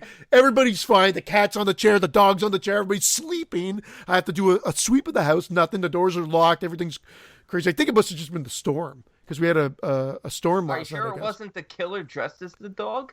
Was it an Indian dog? Yeah, it was a cougar. And I filmed it. It was a cougar. I uploaded it to YouTube this morning. 10 minutes of me searching the house and being chased by a ghost cougar. He's on the chair. He's not supposed to be on. That's funny. Please get off the chair, cougar. Yes. Anyway, that's it. I have no climax to that story, but nothing's worse than being woken up in the middle of the night by your wife and saying, hey, I think there's someone in the house. A fucking wrench. You know? Suffice it to say, I go back to bed. I'm pretty sure she's probably out for the count right after. And I'm like, one eye open the whole rest of the night. Like, I can't get back to a good sleep. Oh, hi, hon. She just walked out. I don't know. Amazing. Was I being really loud? Yeah, so we're talking about being woken up by snoring. Ah, nice. Right back at you, buddy. It's all a show. It's all for the show. Awesome. It's true though. I'm a horrible snorer, so I must have kept her up too. I sleep with earplugs just because of that. My wife snores sometimes, so I don't even take a chance. I just every night. I sleep with two golden retrievers, two airbuds. Yes, they should be called earbuds, by the way. We had this discussion right when we came on. Because I call them earbuds all the time, and I realized why. Because normally they're called earbuds, right? So now since they're air, there's nothing attached to them, why do they call them AirPods and not earbuds? So another company should come along and make a knockoff and just call them earbuds. Don't you think that makes sense? Yeah, when you turn them on, instead of going, bring, when it connects, it should be barking. You're right. That's it. Oh God. Reservoir jingle. Dogs. It's that jingle. Reservoir Dogs. So what is next on the roster? Yeah, what is next? There is Davey. I fucking love Davey. I think Davey might be my new favorite dog in a horror movie. You gotta make him your thing, your fucking icon. Okay, let's do The Town That Dreaded Sundown from 2014, directed by Alfonso Gomez Rejon. Whoa. This description on the B. I'm just gonna read what the B says. The long gone serial killer seemingly returned again. Interesting. Okay. That's weird. It's not false. It's not false, but it's very strangely written.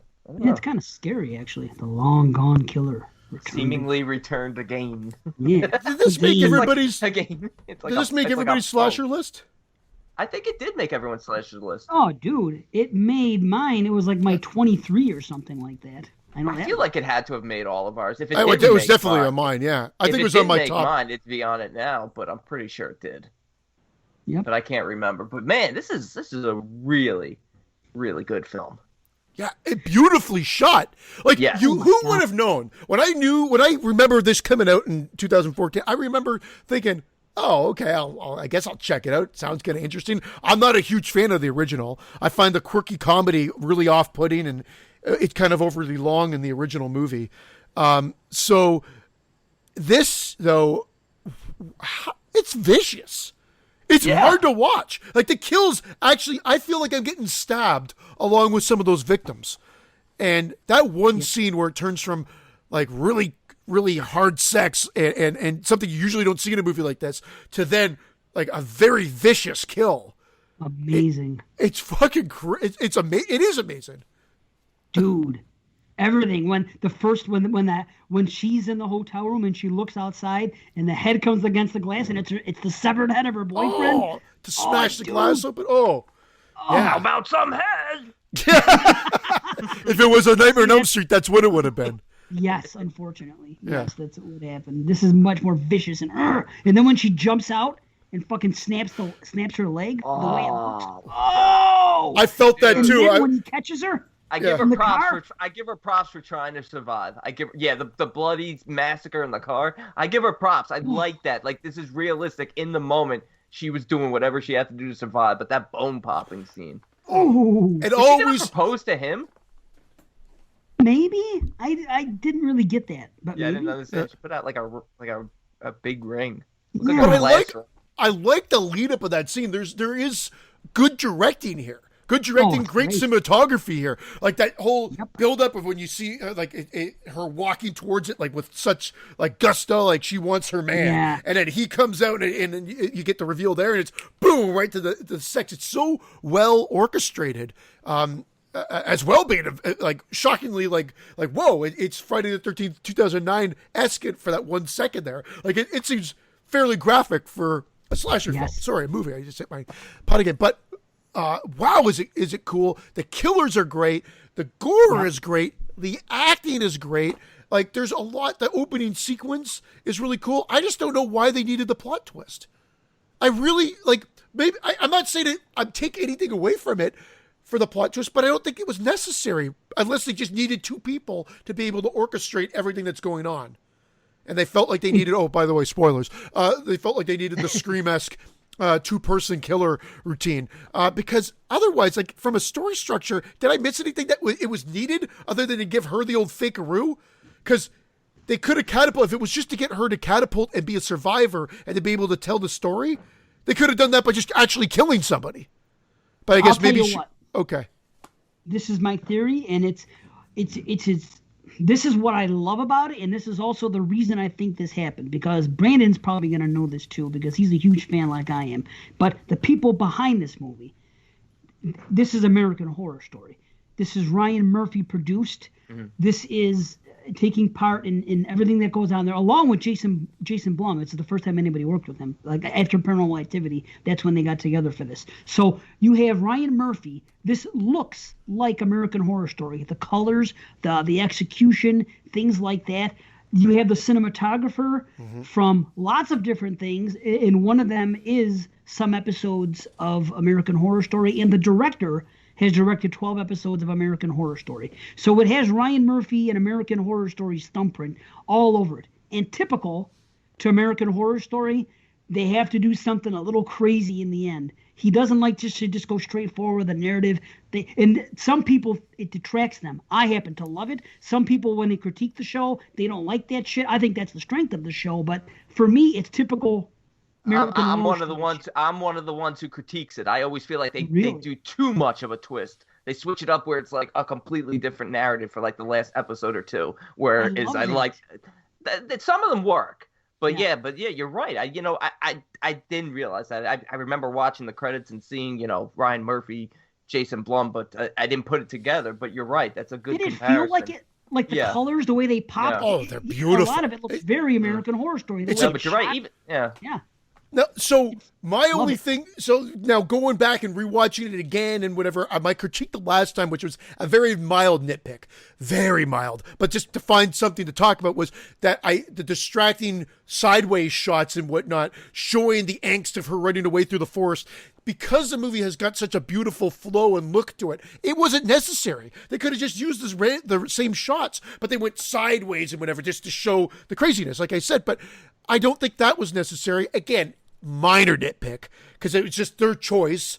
It doesn't really, it just took me out of the movie because I'm just like, well, it's visually kind of weird, but everything else works so well, so who cares? Yeah, I didn't notice that either. They do it.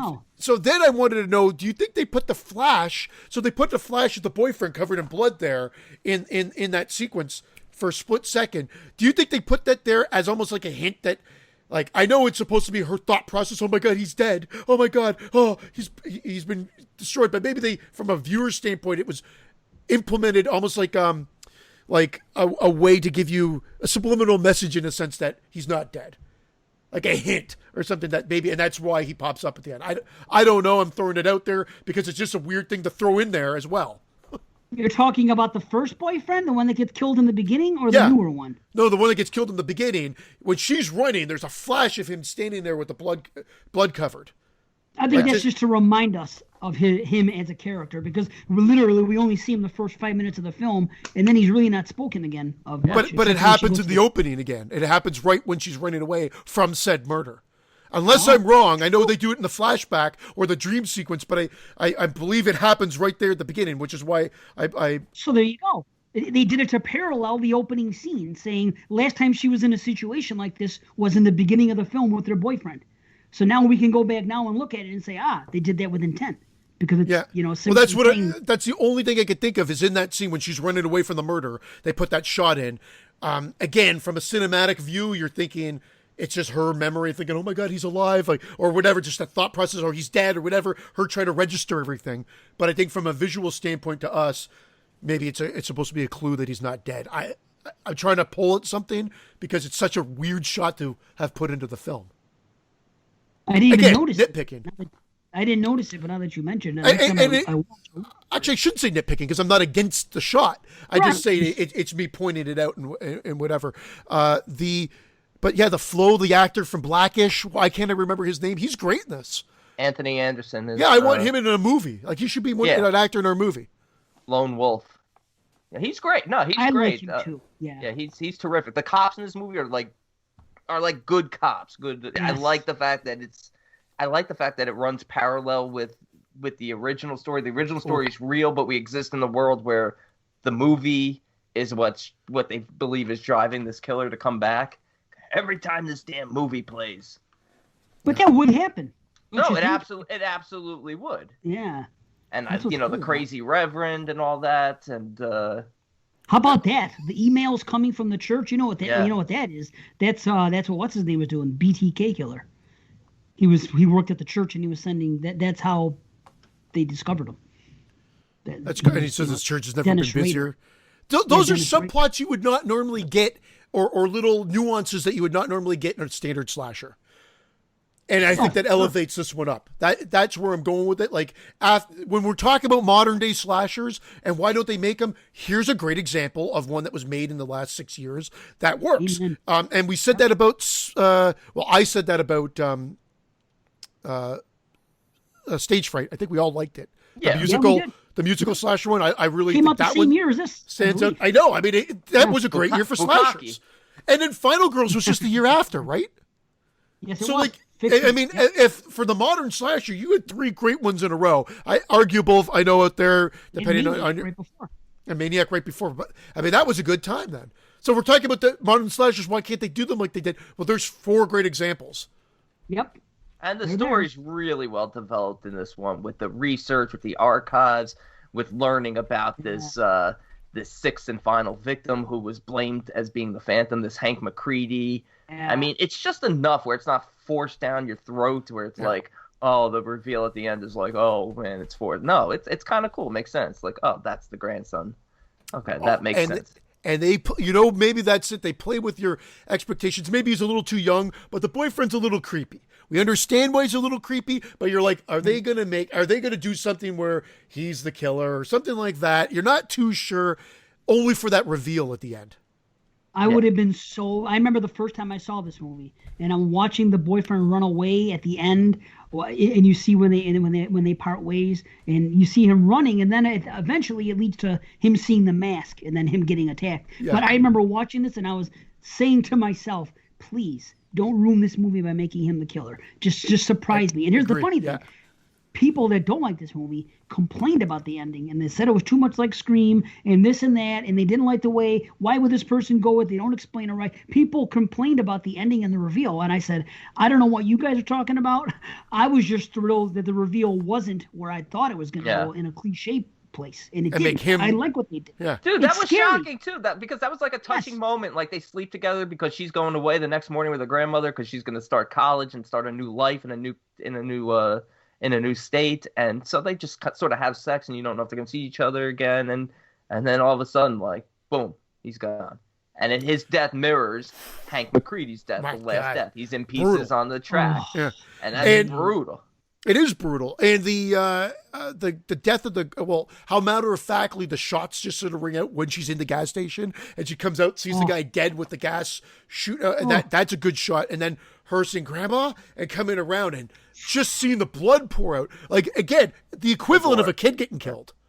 Like, you got great old grandma there, shot, bleeding out, and it's heart-wrenching, like, it's horrible, and then that propels her because she's being shot, and then has to run, and then that's what brings her to the final reel, so to speak. But great And it makes sense there. given who the killer is, that he would have such good Aim. accuracy with shooting and stuff like that. Because you're like, this guy's a fucking sniper or a trained marksman, and he is.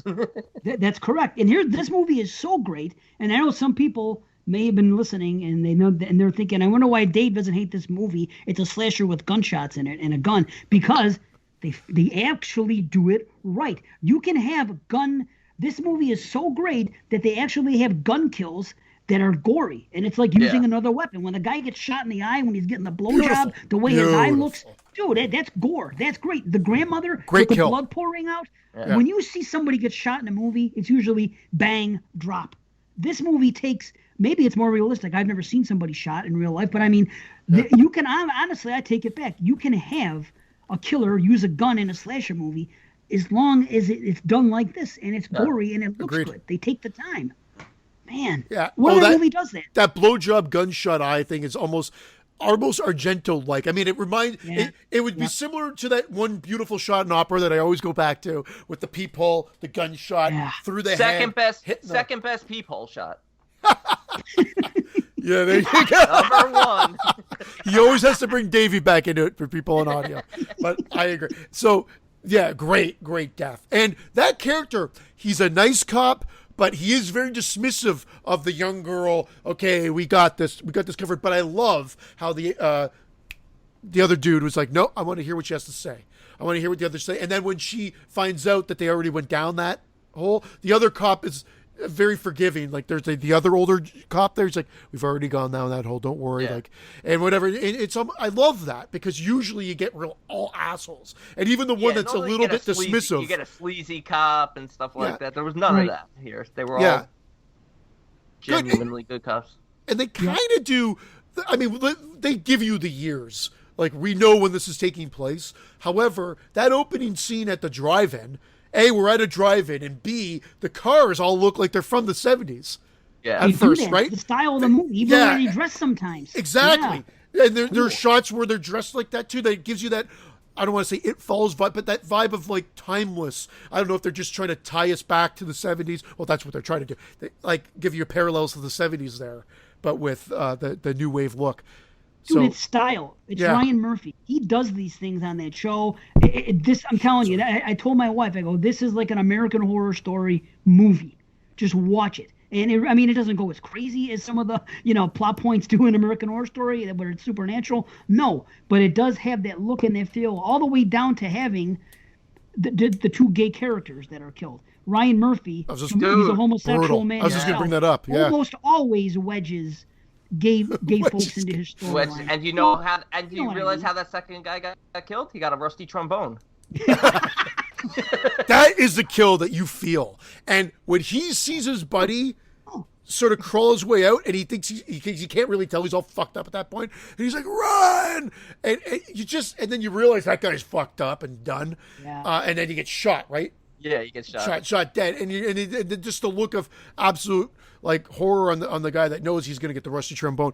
It's heartbreaking, and then you feel every stab that he does. It's really, really well done when you can actually make the audience feel what the character's going through. It's Yeah, great.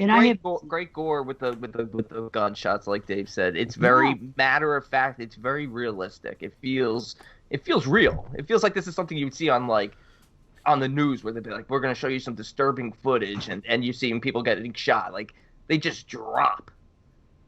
Yeah. Oh, And there was a Friday the 13th reference in this. Am I crazy, or is there a Friday the 13th reference in this? Well, you When they tell go us. and I don't interview the remember. director's son, and he's talking about Hank McCready's body being found in pieces, he goes, "Shh, shh, shh." wow. I never thought about that, but maybe. It Wow. sounded exactly like it. I'm like, that's gotta be right. He Wow. went, because he literally went, "Shh, shh, shh." Huh. Maybe that Wait. was done with intent. I Okay, don't know. what did he I do? feel like that was done with intent. He Am I- went, "Shh, shh, shh." Okay, perfect. Thank you. So like he's fucking salt and pepper shaking over here. You know? You know who that guy was, by the way, right? Fucking Felicio over there. Oh, Felicia. Wasn't he a Shakespeare character, Felicia? Yeah. That was, what's his name? Dennis O'Hare, Dennis O'Hare, yeah. who's in He's almost every season of American Horror Story. also, he's a gay actor too, right? I think he is a gay actor. Yeah, yes. he's terrific. He's a great actor. Oh yeah, he is A gay and great actor. gay and great. A Yep. gate actor. Gate. He played straight so well. It's no. I mean, I feel like I've come up on this movie since we did it at the Slasher show. Normally you're going down. Yeah, just like Yeah. that waitress. What was she? Oh, I don't know. I forget her name. Cute girl though. You know, I've always been high on it. It was my number one movie of 2014. I loved it then. Like I said, it was like in my lower 20s for top 50 of all time. It was I think number 58 on my top 100 of the decade. So I don't know where it finished as far. Oh, you know what it was? It was actually number 100, wasn't it? By the votes.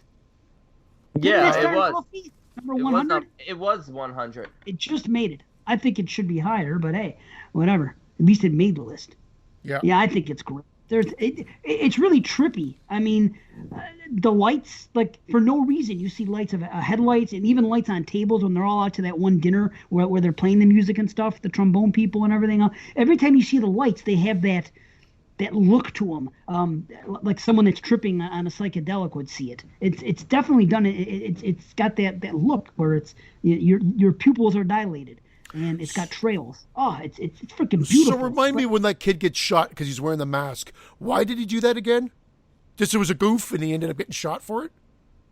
Who got shot? Yeah, at the vigil. I think vigil they said something like he was like a troubled kid and he was just looking for something, looking to get hurt, right? He left a suicide note. So he knew that if he went there, they would shoot him down. Death so by he donned cop. the mask, went down there. See, that was cool. Because who would have thought that? I mean, you think when you see it, okay, here's the reveal. Yeah. You don't really see that in a movie. Hey, death by cop is a very real thing, so that's cool. It is. I know it is. So well, of course, in that case, it makes sense. You don't go to a vigil and start shooting at people. Of course, you're going to get gunned down. It happens. But how many whodunits have we seen in slashers or giallos or any of that? You never see, like, I'm not going to say never. You don't ordinarily see. That's kind of a very giallo thing, if anything. When you think that the killer's been killed midway through the movie or something, and then it goes on to someplace else. Not usually in slashers, but that seems like an Italian movie type thing. Yeah. Where we killed the killer, and then we're gonna flip it on its ass and go over here and do that. I like it, and the criticism of wanting to hate it because the reveal is like Scream is ridiculous because everybody praises Scream. So why would you fault a movie for even, not that it's intentional, but even resembling a film that is universally praised? I think it's, well, you're just saying, well, I think don't like the kid's reason. You know what I'm talking about when he says, when he says, I was the high school quarterback or whatever, this and that. I was just going to go to college and come back and be just like my dad. I've heard people say that's not enough. But there's the line in the movie, what she says, and it's actually haunting. They go, nothing can be determined about how these two came together. The only thing they have in common is the darkness in their souls. That's a great line. That's a great line, and that sums it up. Sometimes people are just fucking crazy. In this case, this kid was fucking nuts. The other one has more of a reason, even though he's fucking nuts too. I mean, at the end of the day, that's what it comes down to. I think I'm fine with it. I do wish that the farmhouse kill with Gary Cole, with his character getting shot in the eye, and then the woman getting killed, I wish they had done it a little bit more like the original, where she makes it back to the house. Oh, really? I thought that was brilliant with her running and the fucking overhead shots, and with the cross, with the scarecrow. No, the scarecrow ending was perfect, but I wish it was a little bit more. I wish she had gotten back in the house before she had gotten shot. I haven't seen the original, believe it or not. Oh, really?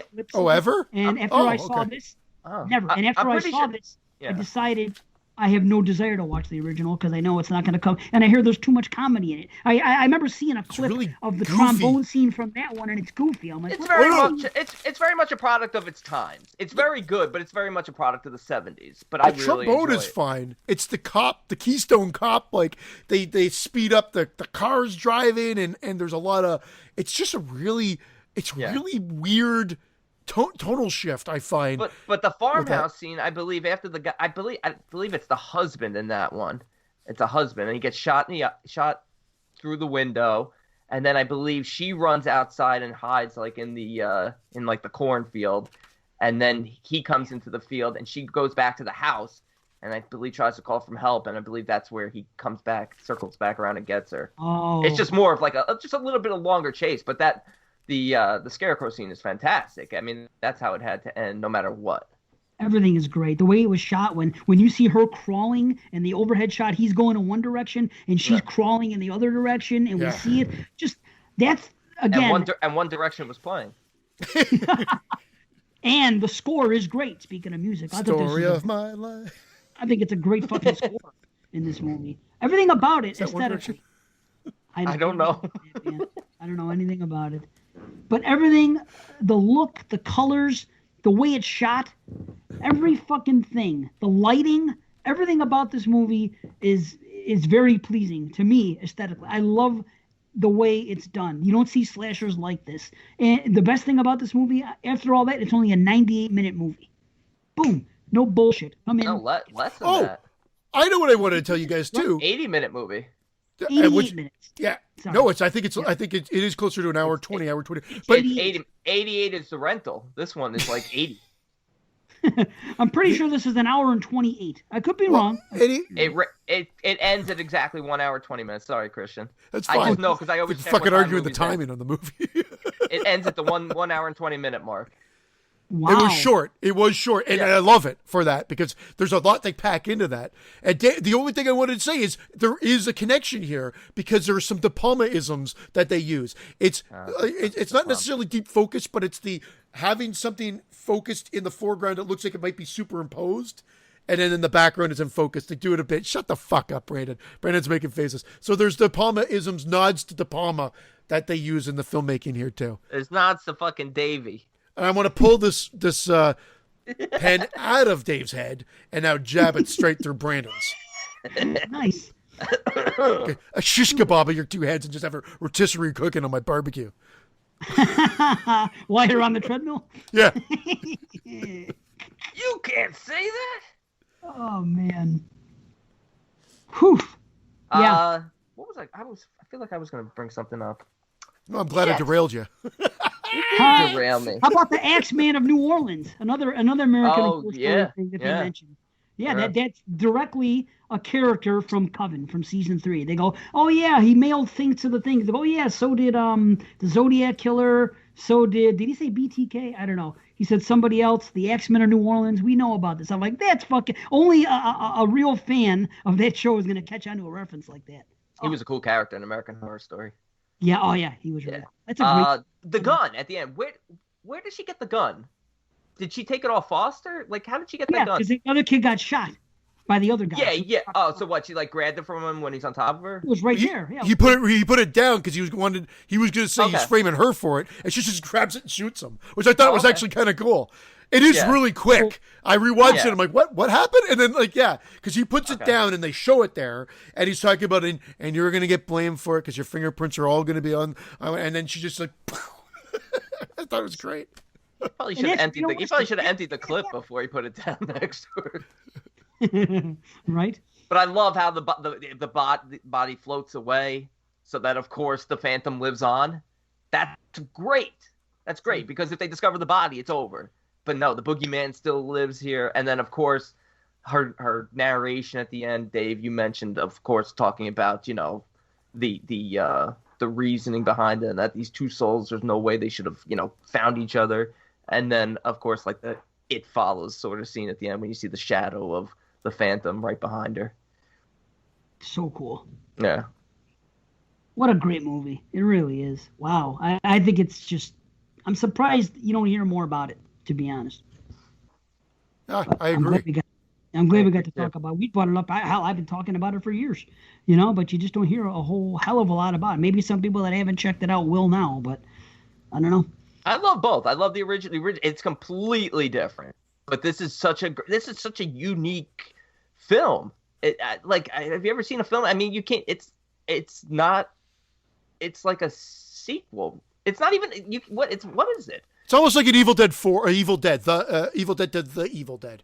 It's almost like people think it's a reboot, but it actually is a sequel. This is weird because it's almost like New Nightmare as well. But it's not. But it's not It's a a sequel right to the call. original film. It's a sequel to a story Yeah. where Because- original takes place is a film in it. I don't guess even it's know kind. what I guess New Nightmare would be the closest thing because in the actual thing there was a movie made. Yeah. You know what I mean? Yeah. So that's That's why I it. said it was a reboot because it's like it's a whole different thing. Yeah. Because in this movie you can't say it's a sequel to that movie because it's in this movie it is a movie, the first one. So this is living in a world where the Tom that dreaded Sundown is an actual movie. Yeah, it would be more like. But the events did take place, so it's a sequel to the events in part one. It is technically. Or it's a remake sequel. of the events of the real life. It's a sequel and a remake and a prequel. It's almost like Tenebrae. If It's almost- Tenebrae would have been a movie, you know how Tenebrae, the murders are based on things that happen in the book? It's the same type of thing here, where in this movie, the murders here are based upon a movie. We're gonna have to bring in an expert to to really explain what it is. I have someone here who's going to break it down for us. I knew it was coming. Listeners, I beg you all to pick up your pens and go stab Brandon. Go stab And Brandon kill with them. yourself. Kill yourself. All right, 9 out of 10 for me. Boom. 9 out of 10 for me. 9 out of 10 for me too. Oh, Hall of Fame. Nice. Wow. Next. Not I know quite. it's not in the Hall of Fame. I just like No. to confuse Christian because he's thinking about it. I hate He's it. like, wait, 9 plus 9 plus No, 9. because I'm always saying it's not 27, it's 28. That needs to be. It So- it has to be 28 because we do give out a lot of 9s, Right. and there would just be too much. The Hall Somebody should at least give a 10, and nobody should ever give anything lower than an 8, although that's impossible. You know what I mean? See, I'm the only guy that gave movie 8s, and they're in the Hall of Fame. It happened twice. One with Cannibal Holocaust, and the other was just the other day with, what do you call it? Fright That other one. Fright Night. Yeah. The only guy that gives 8s, and they still make it to the Hall of Fame. It's funny. So, yeah, good movie. If you haven't seen it, fuck you. Fuck you, he said. Oh, amazing. Yep. All right, ready to dive into the last one? Yeah, one more to go. Yep. Yes. 2020, The Rental, written and directed by Dave Franco. Two couples rent a vacation home for what should be a celebratory weekend getaway. And of Why course, do you Dave hate Franco is married to what's her name, who plays Michelle in this, Alison Brie, who I love. Oh, yeah, she's cool. I love all the actors in this. These are Yeah, four me too. great actors Great cast. who are in projects and films and other things I love. It's just, I just don't feel the chemistry or the connection between the characters here. And I don't know. I'm not engaged in this one. But we'll talk. I really like it. I've now watched it twice. I think it's one of the standouts of the year for me. But I guess it's because if you don't know anything about the plot, that's the best way to go in. I know it sounds weird, but like some people read a synopsis and whatnot, but depending on what synopsis you read, it might give away too much. Because when I went into this, I didn't know what it was about. I didn't know if anything about it. I didn't know if it was going to be a supernatural thing. I didn't know anything. I thought they're going to go to this place, and I love how it unfolds in the sense of like you're like, okay, is it the psycho guy that rents out the place and he's coming to hunt him down once you get into the movie, and then they derail that, and it becomes more about them trying to cover up their mistake, and then the ramifications of that, and then you realize that there's that. Well, we know before that there's another evil lurking. And it's just very simple when all's said and done, but the way they tell the story, I think they give it a little bit more meat on the bones. Personally. I'm with you. I think, I think it's very straightforward and very true to life. Like everything I see here, it's a representation of human beings, and done really well. A very realistic portrayal of everything, down to the reveal and the ride we're taking on. I really enjoy. This is the second time I saw that. And the first time I saw it, I was actually a little bit excited going into it because based on just that description, I knew that it was going to be a small cast. And I love these intimate films. Like right before I saw this, maybe a week before, I saw that movie. I think it's called The Beach House. Is that from this year? Is that the name of The Beach House where the couple goes there? Okay. I really enjoyed... Beach House. Whichever one. Beach House. Okay, Beach House. Beaches? So I watched it a week before, and I really liked it. And I love these intimate movies where it's just a couple of characters, and we get 30 to 45 minutes of no horror. Maybe just a sign that we know what's going to come, but just getting to know the characters and done in a perfect way. And that's what I thought they did in The Beach House. And then when I saw this came out and it was just going to be two couples going somewhere, I was intrigued. I'm like, okay, this might be something I'm into. Then, believe it or not, I saw the poster art and I liked that too. I said, okay, this has two things going for it. And then I watched it, and I'll tell you what, when the horror began, I almost wanted it to wait a little bit longer. Like I was enjoying getting to know the characters and the relationship drama more. I was enjoying it so much that I almost wanted it to continue on that way. And let's get to the horror just in the last 10 minutes, maybe. The horror starts in the last 25 minutes. Well, the Yeah. Close real enough. horror. I was very happy the with real horror starts, yes, but we get the build up when we find out about the cameras. That's when we know, that there's horror here. And that's all. I agree with you that in a sense, look, I see it, that it is technically true to life with these people just making one poor decision after another, and it's not, oh, we're going to call the cops and explain the situation because they're covering it. That's fine. I just feel like it's so been there, done that at this point, like everyone with the exception of Michelle's character is just making bad choice upon bad choice that I just literally am almost cheering for the killer at this point. And I find that the relationships, I do like some of the shots. I do like the fact that they open on Charlie's character and Mina's character, sort of like she's leaning really on close. him. You can tell right away. Yeah, but It's you think like- they're the couple. And then you find out that they're not a couple, and then they kind of reverse it. But they're working It's together, cool. and they're planning the vacation. But I don't know. Beyond that, I find all these characters so uptight, so unenjoyable to be around that I'm not engaged. Even though I do think it does a decent job of building up the story for the first hour, especially on the second watch. But I do feel like the third act with the killer and stuff, there's a lot of cutaway scenes. There's not enough good violence for me.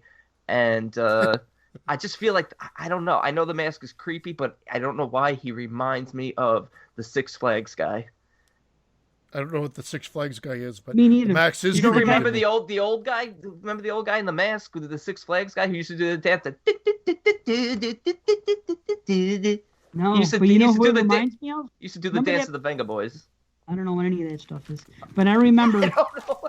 I don't know. I don't know the Yeah, Six knows Flags everything. guy, the Venga Knows every Boys, fucking candy ever invented, but he doesn't know this. All you guys have to do, everybody, I guarantee 99.9% of the listeners remember the old Six Flags commercials with the old guy doing the dance. It looks exactly like him. You know what it looks like to me? Remember that movie we covered way long ago? I want to say it might have been Silent Night, Bloody Night. And if it wasn't that, it was something we covered it in our first 30 shows. And the killer has that old man mask on, and we couldn't tell if it was a mask or not. Do you remember the movie I'm talking about? It might be Silent Night, I Bloody thought it Night. was Blood and Lace. Okay, thank you. I think it was Correction. that one. Blood and Lace. That's what it looked like, that mask. That's exactly what I thought about when I saw him.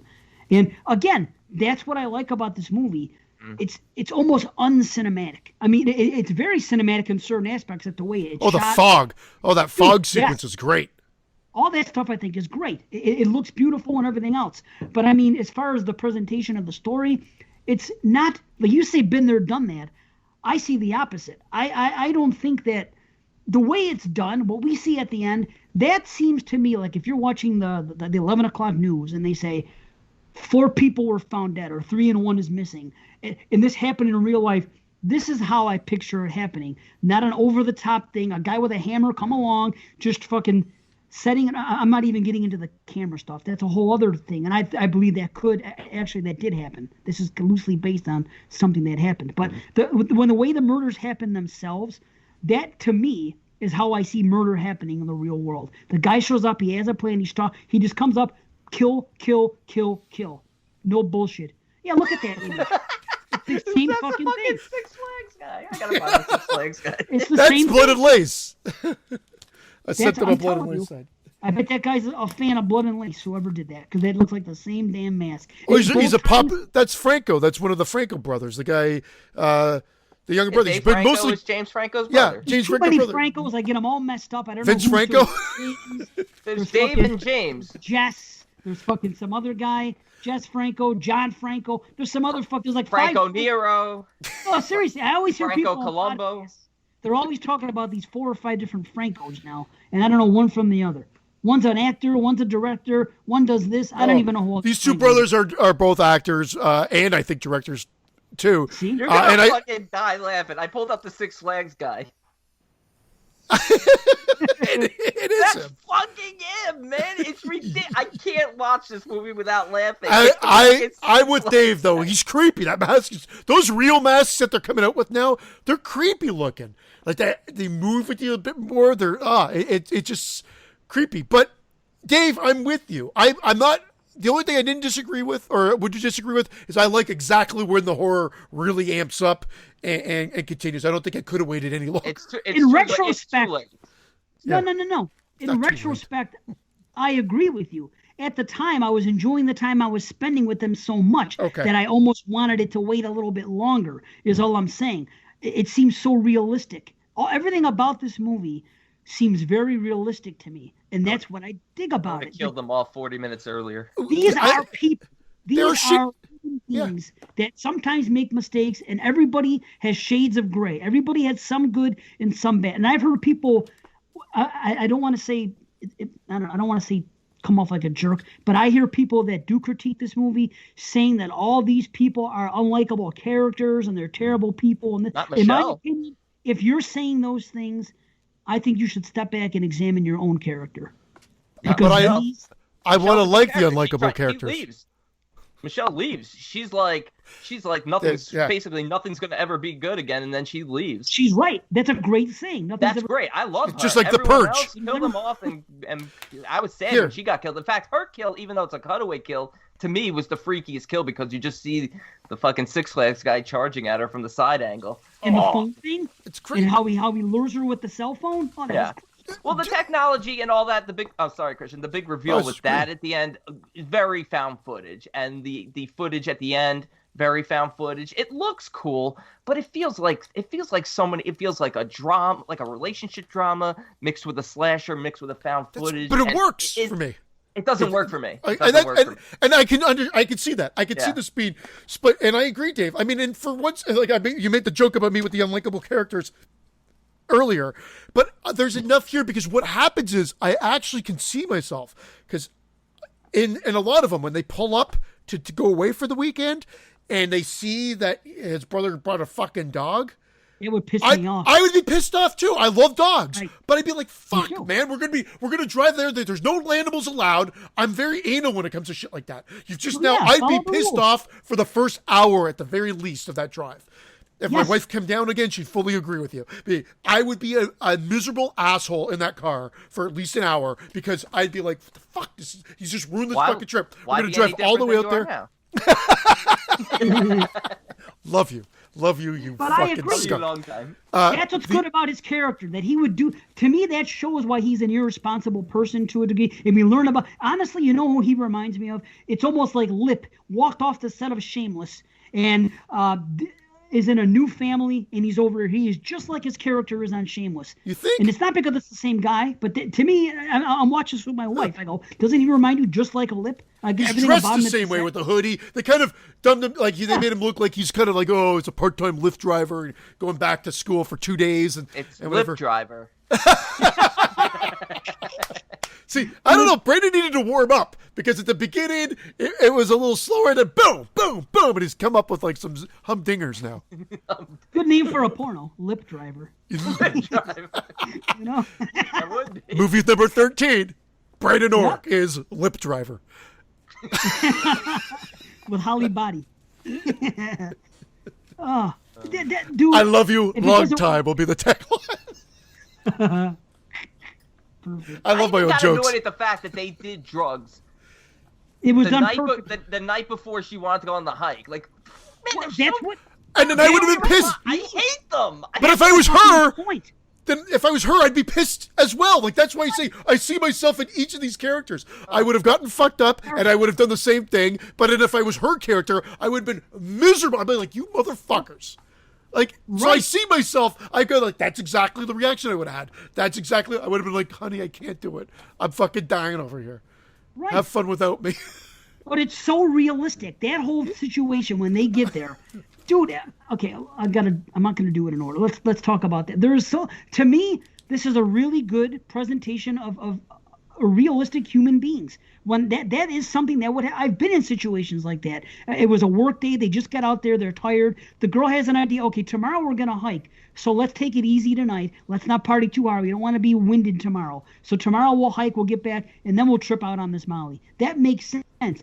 The fact that the other girl couldn't wait, that also makes sense to me because she was a little bit bummed out because of what happened with the possible racism thing, and it rubbed her the wrong way, and that is also true to life. Whether it was done with intent or not, it got stuck in her craw, and then when she got there, she had to open her mouth. That is also a realistic thing that people do. They got to throw those little quips out there when maybe it's better left unsaid. But then again, I haven't been discriminated against, so who am I to say? But I could see that all happening. So I could see she had the idea. She's like, hey, Michelle, bring out the surprise.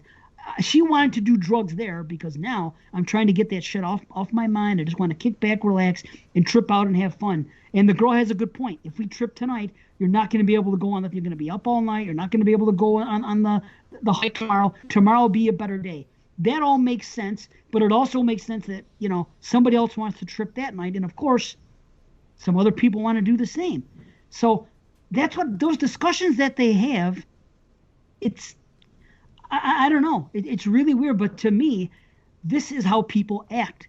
And I don't want to hear people say that they're bad people and bad characters because nobody, the worst thing I don't want to hear it. does.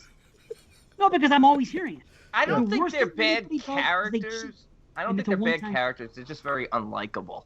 But I mean, that might be true to life. But they're just, I just can't get engaged with them. I realize this time I don't really hate the film so much as I just can't get on board with it. It's just one of those films. Like, it's well made, it's well acted. Like Some that Christmas people one love a couple years ago, Better Watch Out. Exactly. It's Yeah. like, I just can't get on board with it. It's just not entertained by it. And that's fine, and I do think that there's a lot good here. I think the dog, for whatever the dog is kind of a forgotten thing. And I forgot he was tied up, and then he's gone, and then we're gonna look for him. It doesn't really play out. I feel like they didn't need to have the dog at all. The dog was the killer. David.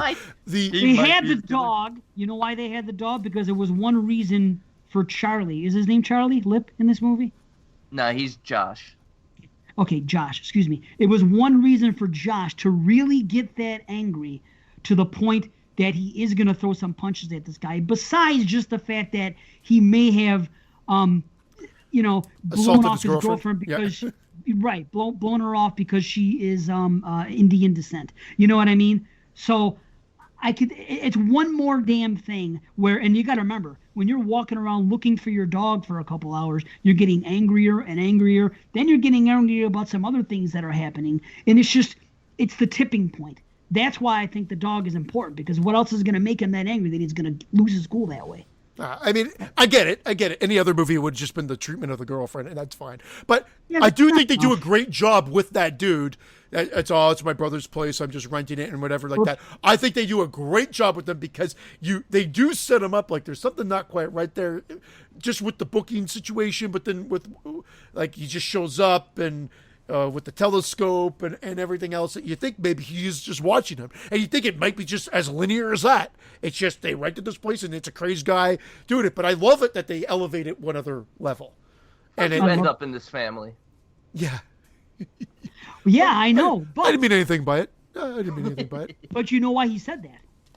This is what people seem to forget. My wife said it too. I go, no, listen to me. He said that because when they first showed up, she took a look at him and saw at the way he looked, and she's like, "You own this house?" Almost Yeah. like, look at the way you're dressed and the way you look. I can't believe that you have enough money to have a place like this. But she So already had a bug up her ass. If he didn't, She if did. that whole thing didn't happen, she probably wouldn't have said it. But you're right, because that does make her almost as bad in a sense of jumping to judgments. But I think she did it because of the whole situation Yes. that happened to her. Sure, of but course. that's what's realistic about it. These are normal people, and these things happen to them. People get discriminated against, and you're going to take it one of two ways. And was it done on purpose or not? Maybe. It doesn't matter. Was he the guy when she found out he did the booking? Either way, she said it to him right away before she even knew that he was responsible for the booking.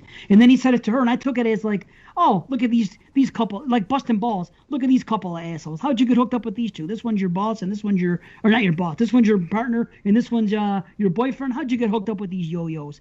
That's what you can look at it a couple different ways, but you can also look at it, like I'm saying, like from the racism standpoint. And that's what happens. Conversations happen and people could take them different ways. I don't know. I can't say it enough. This to me looks like four regular people, and this is how people are in the world.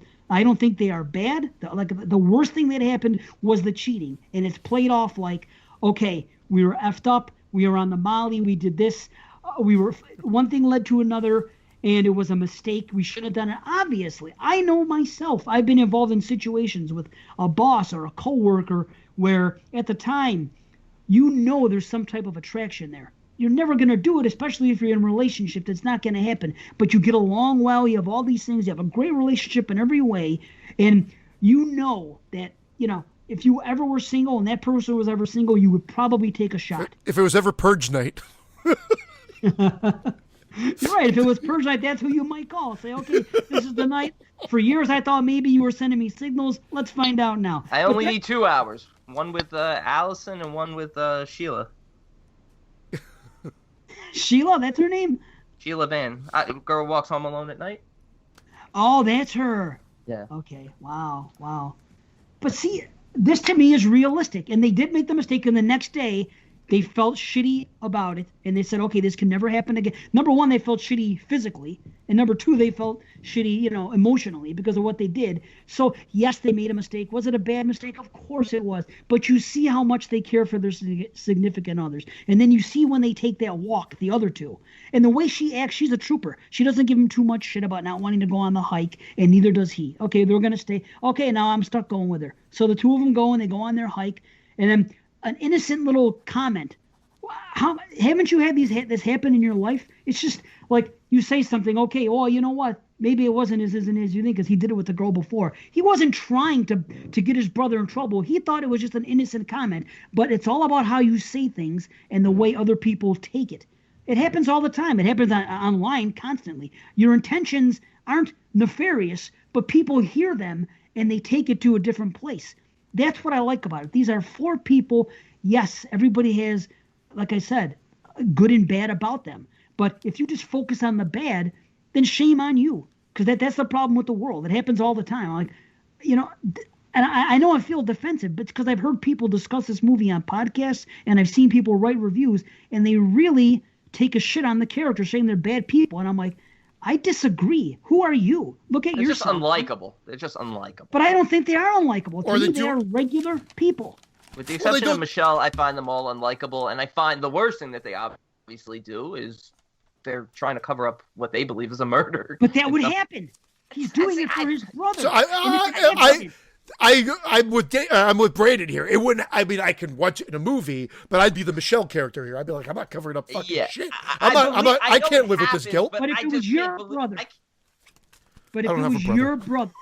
and you had a brother and it was an accident, your immediate thoughts are to cover it up, because dude didn't do that on purpose. He didn't beat the guy to death. This is a freak thing to happen. We got to, and on top of it, he's also worried about them finding out about what's on the video. So to me, there is a perfect reason to want to cover it up. Number one, to save his brother's ass. Number two, to save his marriage, because if this stuff gets out, and it makes perfect sense to me. Every move that these people make, to me, is what 4 people in these situations would make. I don't see it as being unrealistic. I just don't. It's not to me, unrealistic. I'm just tired of seeing it, like poor decision after poor decision. That's people. That's human beings. Look, let me compare it to another movie from this year. A movie called Alone. I don't know if you guys have seen it yet, but you should. And it's the one with the girl who's driving cross country, who's being tormented by a guy. Every decision this girl makes in that movie, there is no issue with. You do not complain, yet she finds herself in nefarious situation after nefarious situation. In this movie, it's just, even though I'm not debating that, I totally agree with you that people would make it, and there is logic behind these decisions. It's just one poor decision after another, and I'm just like, I'm almost tired of seeing it. It's like, that's why this movie Alone is so refreshing, because it's like, here's somebody who's making all the right choices, and yet it's still not working out. The only part that I thought that was dumb is when they started throwing rocks at him. I wish they just cut that part out. And they could easily go right from them hitting him and then him falling on that rock and then going, fuck, and then him climbing down and going, hey, what are you doing? What are you doing? But I do agree that the chucking the rock seems like a really bad, I guess it's panic mode. Your panic mode, I get it, but they could have easily left it out. But other than that, the covering up of the body, the murder, is really the only bad decision. Him beating the guy is not a great decision, but it's his character. we already know he's got these rage issues, and he And thought that's he was why. attacking his girlfriend. So then he went in and boom, boom, boom. He didn't kill him though. We find No, out he that the didn't. killer went in and snuffed the guy out. But then they think he killed him. Snuffed him So out. then they Right. yeah. So what are you going to do in that situation? If you're there and you see this happening, you know your brother's going to fucking go away to life because he has a prior. And then they see this on video. Richard Now Pryor? you're going to let this happen and you're going to let the videotape be discovered as your only defense. Well, if you look at the tape, maybe you won't see this. But guess what? What they do see on the tape would look like he's the one that killed him. But then they don't know what happened. So That's it. what other choice do you have? To me, that makes sense that they would cover it up because Well, there's two reasons to do the it. reason it works is because of the Michelle character not wanting to do it. Because there is some sort of voice of reason there that says, "You're fucking crazy. I'm not going to jail for this, for your brother, whatever." Like that's the sense. That's the voice of reason. So if they didn't have that anchor or whatever you call it, then I could see this movie not working as well for me from a progression standpoint. But because they put her in there, I'm like, thank God there's someone with a fucking the head about them and whatever, and that's what keeps me in. So I see where Brandon's going, but I'm okay with it. I'm okay with it, probably because of that character, and then what eventually for her trying to leave is what ends up escalating the terror to what the unseen terror that they're unfamiliar with. They don't even know what's happening, and then you get the stuff with the matter-of-fact hammer to the head, and you think, oh fuck, he's gonna get away. Nope, right into the back of his head. Quick, it's just so rough. I love it. The final It's 15 real life. minutes. I love that. And the final chase scene is like with the 6-minute mark is when. Oh, it's the final great. chase scene. And I how like it the ends so I unexpected. like the fact that Like, she runs what? right off the cliff. I think that's Dude. funny, and I think that's karma. Yeah. That's probably the best part because this all happened because they decided to cover up what they believe is a murder and throw the guy off the cliff, and then that's how she fucking dies. Do you think Just he's pissed?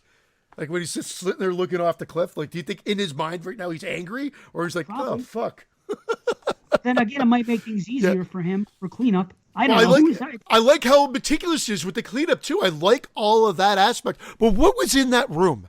You know, they break the door open thinking that they're going to get to the tape room there. I and love it's that like, aspect. and they say you don't want to see this. You- What is you know it that's what I in that think? house then? Child Nothing. porn. Here's what I think. But why? Because The owner of the house owns it? No, because here's what I think. It's the owner of the house, not the guy renting it out to him, not Taylor. The guy, his brother that owns the house. He has something. Obviously, there's nothing special in there, which I love that aspect of it. That they go in there, and here I am thinking it's going to be the brother the whole time. And even with the reveal, I still think it's going to be the brother. You know, when he kills him, I'm like, well, okay. Why'd he pick now? I don't know, but he did it. So I'm thinking, okay, this is where it's going to go. But then when you get there and they see nothing, the way I look at it, it could be anything. Could it be that the brother has pictures of children on his Polaroid? Yeah. Could it be a picture of him buck naked with his girlfriend? Maybe. But the way I look at it is just like, this is, it could be anything. But everybody has a secret. And that's what I look at it as. These are just some Polaroids of some things that are probably sexual in nature and that you probably don't want to share with anybody else. It could be anything. Maybe the guy's into fucking pictures of dead animals and he takes Polaroids of them. Who knows? But no, seriously. Everybody has Is that a thing? a secret. I don't know. But I'm just saying. You brought it up. Everybody You has must that side know. of them. You don't fucking know. What's it doesn't make them evil if he likes to take pictures of dead animals, as long as he's not the one killing them. So you're So just be saying. it. So again, I kind of like that, which means there's another level of evil here, of or not? something not right of the owner of the house. So the innocent guy is the brother that lives down the street that just rented it out on behalf, but the owner's got some dark secrets. These Probably. characters have some dark secrets, and then there's a killer who ends up hunting them all down as well. So, But that's human beings. That's my point about this movie. That's what they're trying to say. Everybody has something. Nobody's perfect. And the reason Michelle is the way she is, which you do need that voice of reason, and everything she says makes perfect sense from us as the viewer, our standpoint, as a normal person would say. But she has nothing invested in this. She's the only character of the three that have nothing is going to happen to her whatsoever. The couple or the cheating people, they know what's going to happen. The brother has two things going wrong. His brother's going to go away for life, and he's going to lose his fucking marriage. The other girl's going to lose her relationship, and her boyfriend's going to go away for life. So, I mean, she has nothing to lose. Well, she is so of married course- to him. She is married to him. So but if he goes he down, didn't do anything. No, she's not married to the guy that did any damage. She's just a person there. But she will go to jail for aiding and abetting. I get what she's saying, but she has nothing invested. The only investment she has is that my husband's brother is going to go away. That's the worst thing that's going to happen to her. Big fucking deal from her perspective. Yeah, but even with her leaving, he's still there covering up the killing with the brother. So she's nowhere out of the woods. No, and she's upset, but she's not out of the woods. But that's what I'm saying. That's why she wants to call the cops, because she has nothing to lose. Everybody else but her has a lot to lose. She has nothing at that point except this guy going to jail. That's why she has that attitude. Everybody else has investments here. That's why, to me, it's believable. People do that shit. You see good people make a mistake and then panic and do shit they wouldn't ordinarily do, because at the moment they're like, holy fuck, a body. Cops are going to be here. I got to do something right now. If it happened to me, I don't know how I'm going to do They needed to elevate it because at the end of the day, they are feeling like you're getting the feeling that they're just covering up because they don't want to be found out that they had sex, which at that point, covering up a murder is going to fuck your relationship up and everything else anyway. It's a double win. So what they really need to do, they do dwell upon it. I think maybe they needed maybe a little bit more. It's just to say, well, look, it's not about the sex anymore. They should have had a one-on-one together. They said, now we've got the murder on film, so we gotta get this body out of here. We gotta find that footage and get the fuck out of here. I think they touch upon it, and that's what they're doing, but I think they really needed to dwell upon it a bit more. I think they really need to drive that point home, because it almost sounds like they're so self-absorbed in covering up the sex that they had, and not so much to the fact that the murder is pretty much on film too. Well, that's the basis for the whole thing. It's this whole deep dive to cover up the fact that they had sex when Charlie and Michelle's marriage is fucking dead upon arrival. There's no chemistry there. They clearly hate each other. And Josh and Mina aren't meant to be together. They probably should have just come clean and been like, you know what? I love her. We're going off together. Like, it just, I don't know. There's nothing there. The connections aren't there. It'd be better if these characters were more developed in terms of likability and strong relationships among the two couples, but it's not there. Oh, then maybe I like them as is. They're realistic to me. I'm with you, Dave, there. I'm not saying I don't disagree with Brandon there, but I think they do enough to make you believe the situation that they're in and go along for the ride. To me, it's the most realistic movie of the year. But I really like the cap. I really like the cap off of him cleaning it all up, taking his cameras out, screwing everything back in, and then seeing him do it again at the next rental. That's such a found footage ending. Yes, it is. It's a good found footage ending, but it's a found footage ending. I feel like we've seen it before. Yes, but in a way, but you know what? This is different though. We've seen 13 cameras and we've seen some other, but what I love about this is the idea. Him going in and renting the place just to do that and then disappearing and then maybe, or maybe not, ever going back there and killing somebody again. For all we know, he's done this for 10 years since he had the technology. And just because he sets up cameras there doesn't mean he's ever going to do anything. But if he sees people do something like the cheating couple or whatever, or he decides he wants to kill them, I like the idea of him not killing every single time, because then it would be too obvious. Oh, and they just rented this place and they died. If four renters in a row get killed, they're going to look at the history and find out that the same guys rented everything right before them or something. Yeah. Well, he clearly doesn't do that. He doesn't do that. No, that's what I'm saying. I like the idea of years going by and maybe or maybe not this happening, or maybe he just is a voyeur. But I also like the idea of him being at this place because we see the POV. We see that he's watching them. Yeah. I like that. I like that he targeted this. He saw what was going on.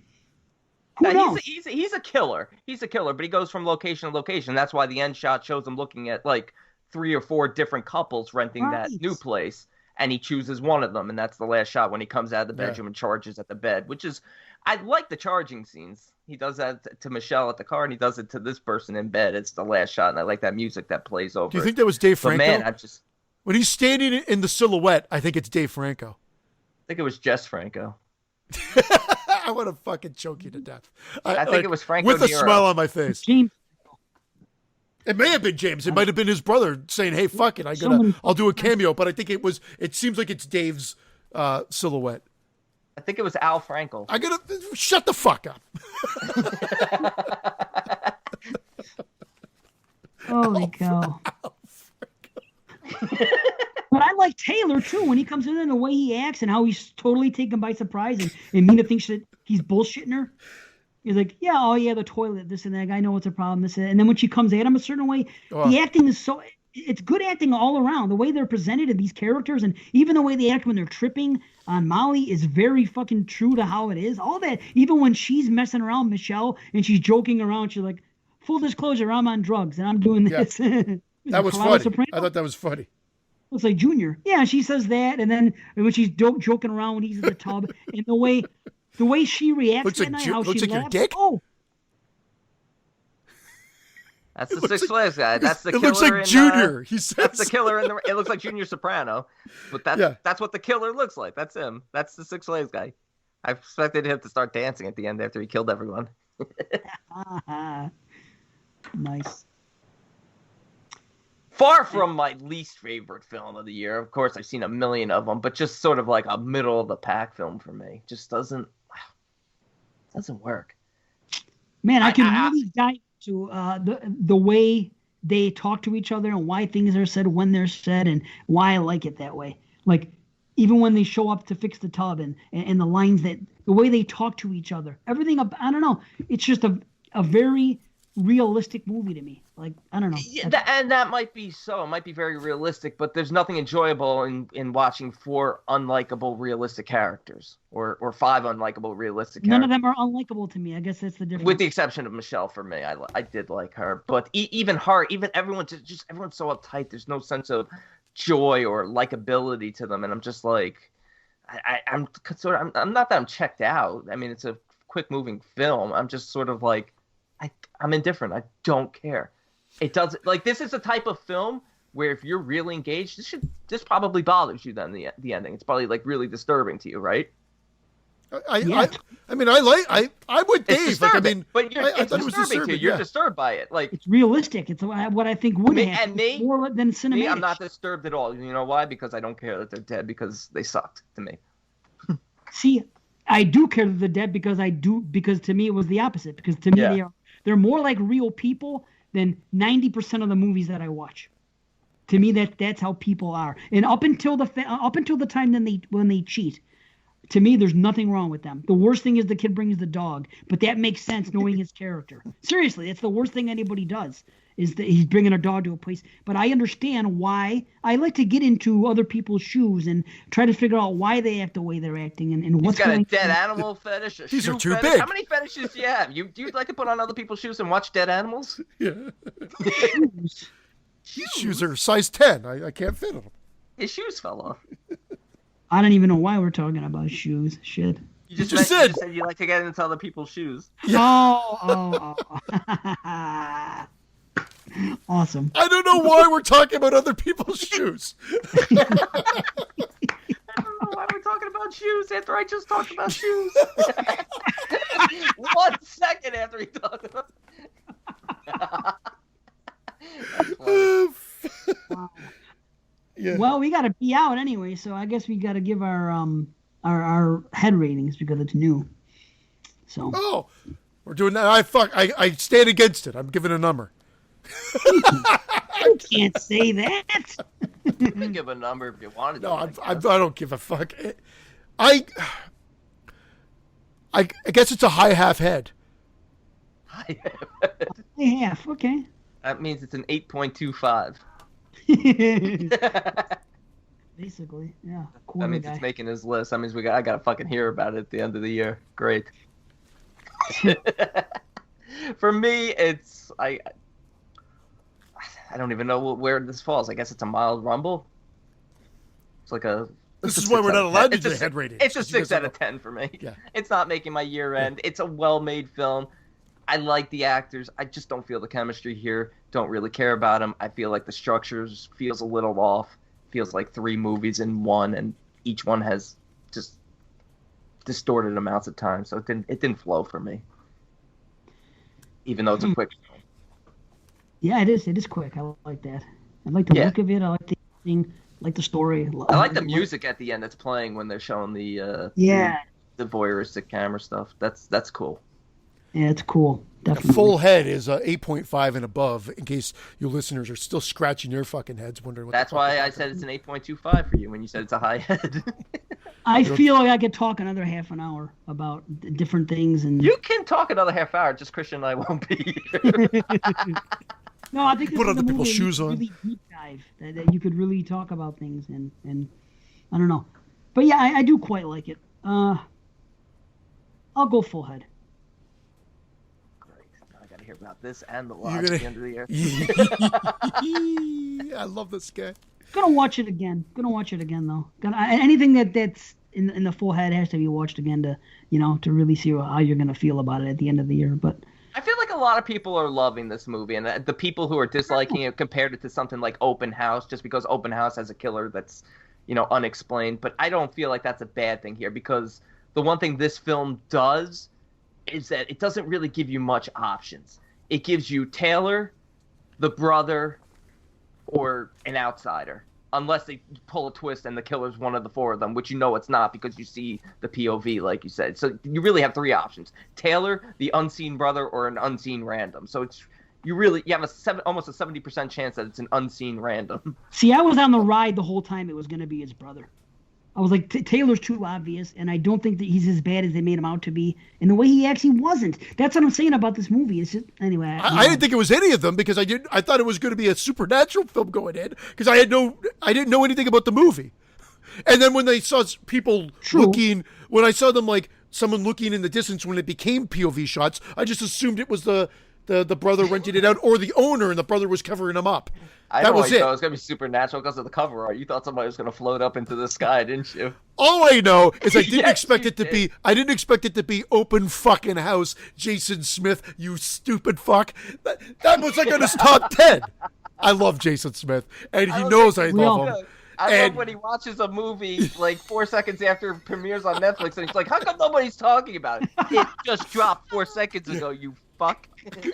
Open House. It's like 1:30 a.m. It debuted at midnight on Netflix. Yeah, and he just finished it. Debuted at midnight. He finished it at 1:30. It's like, how come nobody's fucking talking about this? Would you give us a fucking minute to see the film? If you want to compare the two, Open House is how you don't do it, and this would be how you do it, in my opinion. I didn't even think of the comparisons between the two, but I guess the unexplained the killer, I guess works, but because of the way this is set up, it's a much better film. You might be the killer.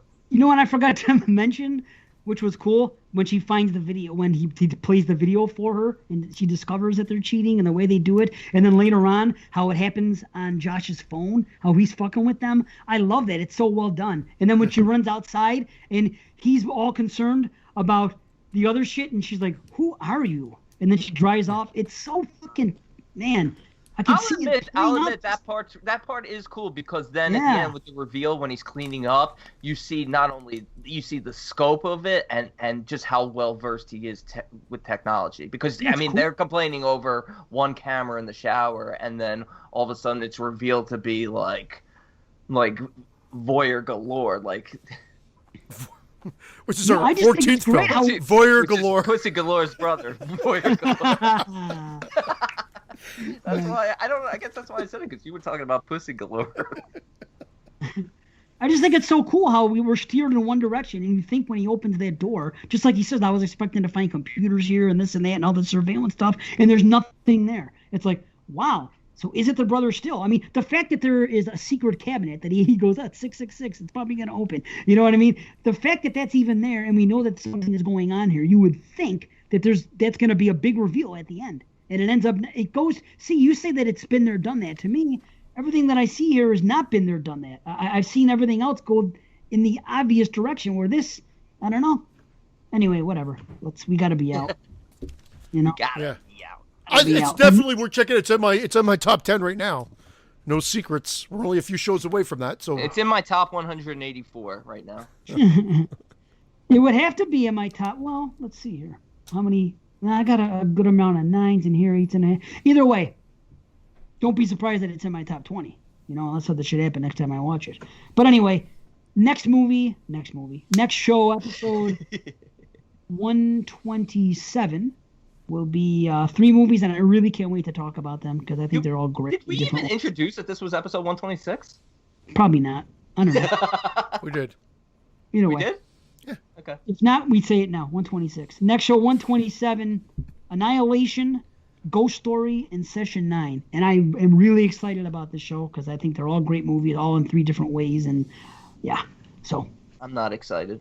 I can't believe you're not excited about these movies. Man. I never thought I'd have to watch Annihilation again. So Yeah, You me like either. Annihilation? I don't understand you people. And I think Session 9 is overrated, but I maybe this time around I'll love it. I know you love it. I know a lot of people love it. They blow that Dude, I movie. didn't even love it the first time I saw it. It took me like the third, and then ever since then, I think it's amazing. This will be like my third time seeing it, so maybe it'll change for me. It's all about the atmosphere, man. this will be the third time I've watched it too. So I hope you love them all as much as I Now, do. do I have to see Session 1 through 8 first? it wouldn't Yeah. be such a 9 without that joke. It was coming. I figured I'd hear it next show. Yeah. No, you're hearing it now. I'll come up with something new for next show. But thank you guys. We love you all. We definitely have to go. And we'll be Peace. back. Yeah. Happy Thanksgiving. Happy Thanksgiving, everybody. Enjoy your holidays and be careful on Black Friday and be careful everywhere you go. So Be Oh, careful wait. of Black Phillip on Black Friday. And we're making love. Sorry, I told Liz that I would do that every now and then. yes, you gotta do it. Make sure that Long you make time. love on Thanksgiving and Black Friday. Yes. Long time. That's how you should end the show. Make love a long time. That should be your new. Please don't. Now I'm gonna do it because of him. Roll credits.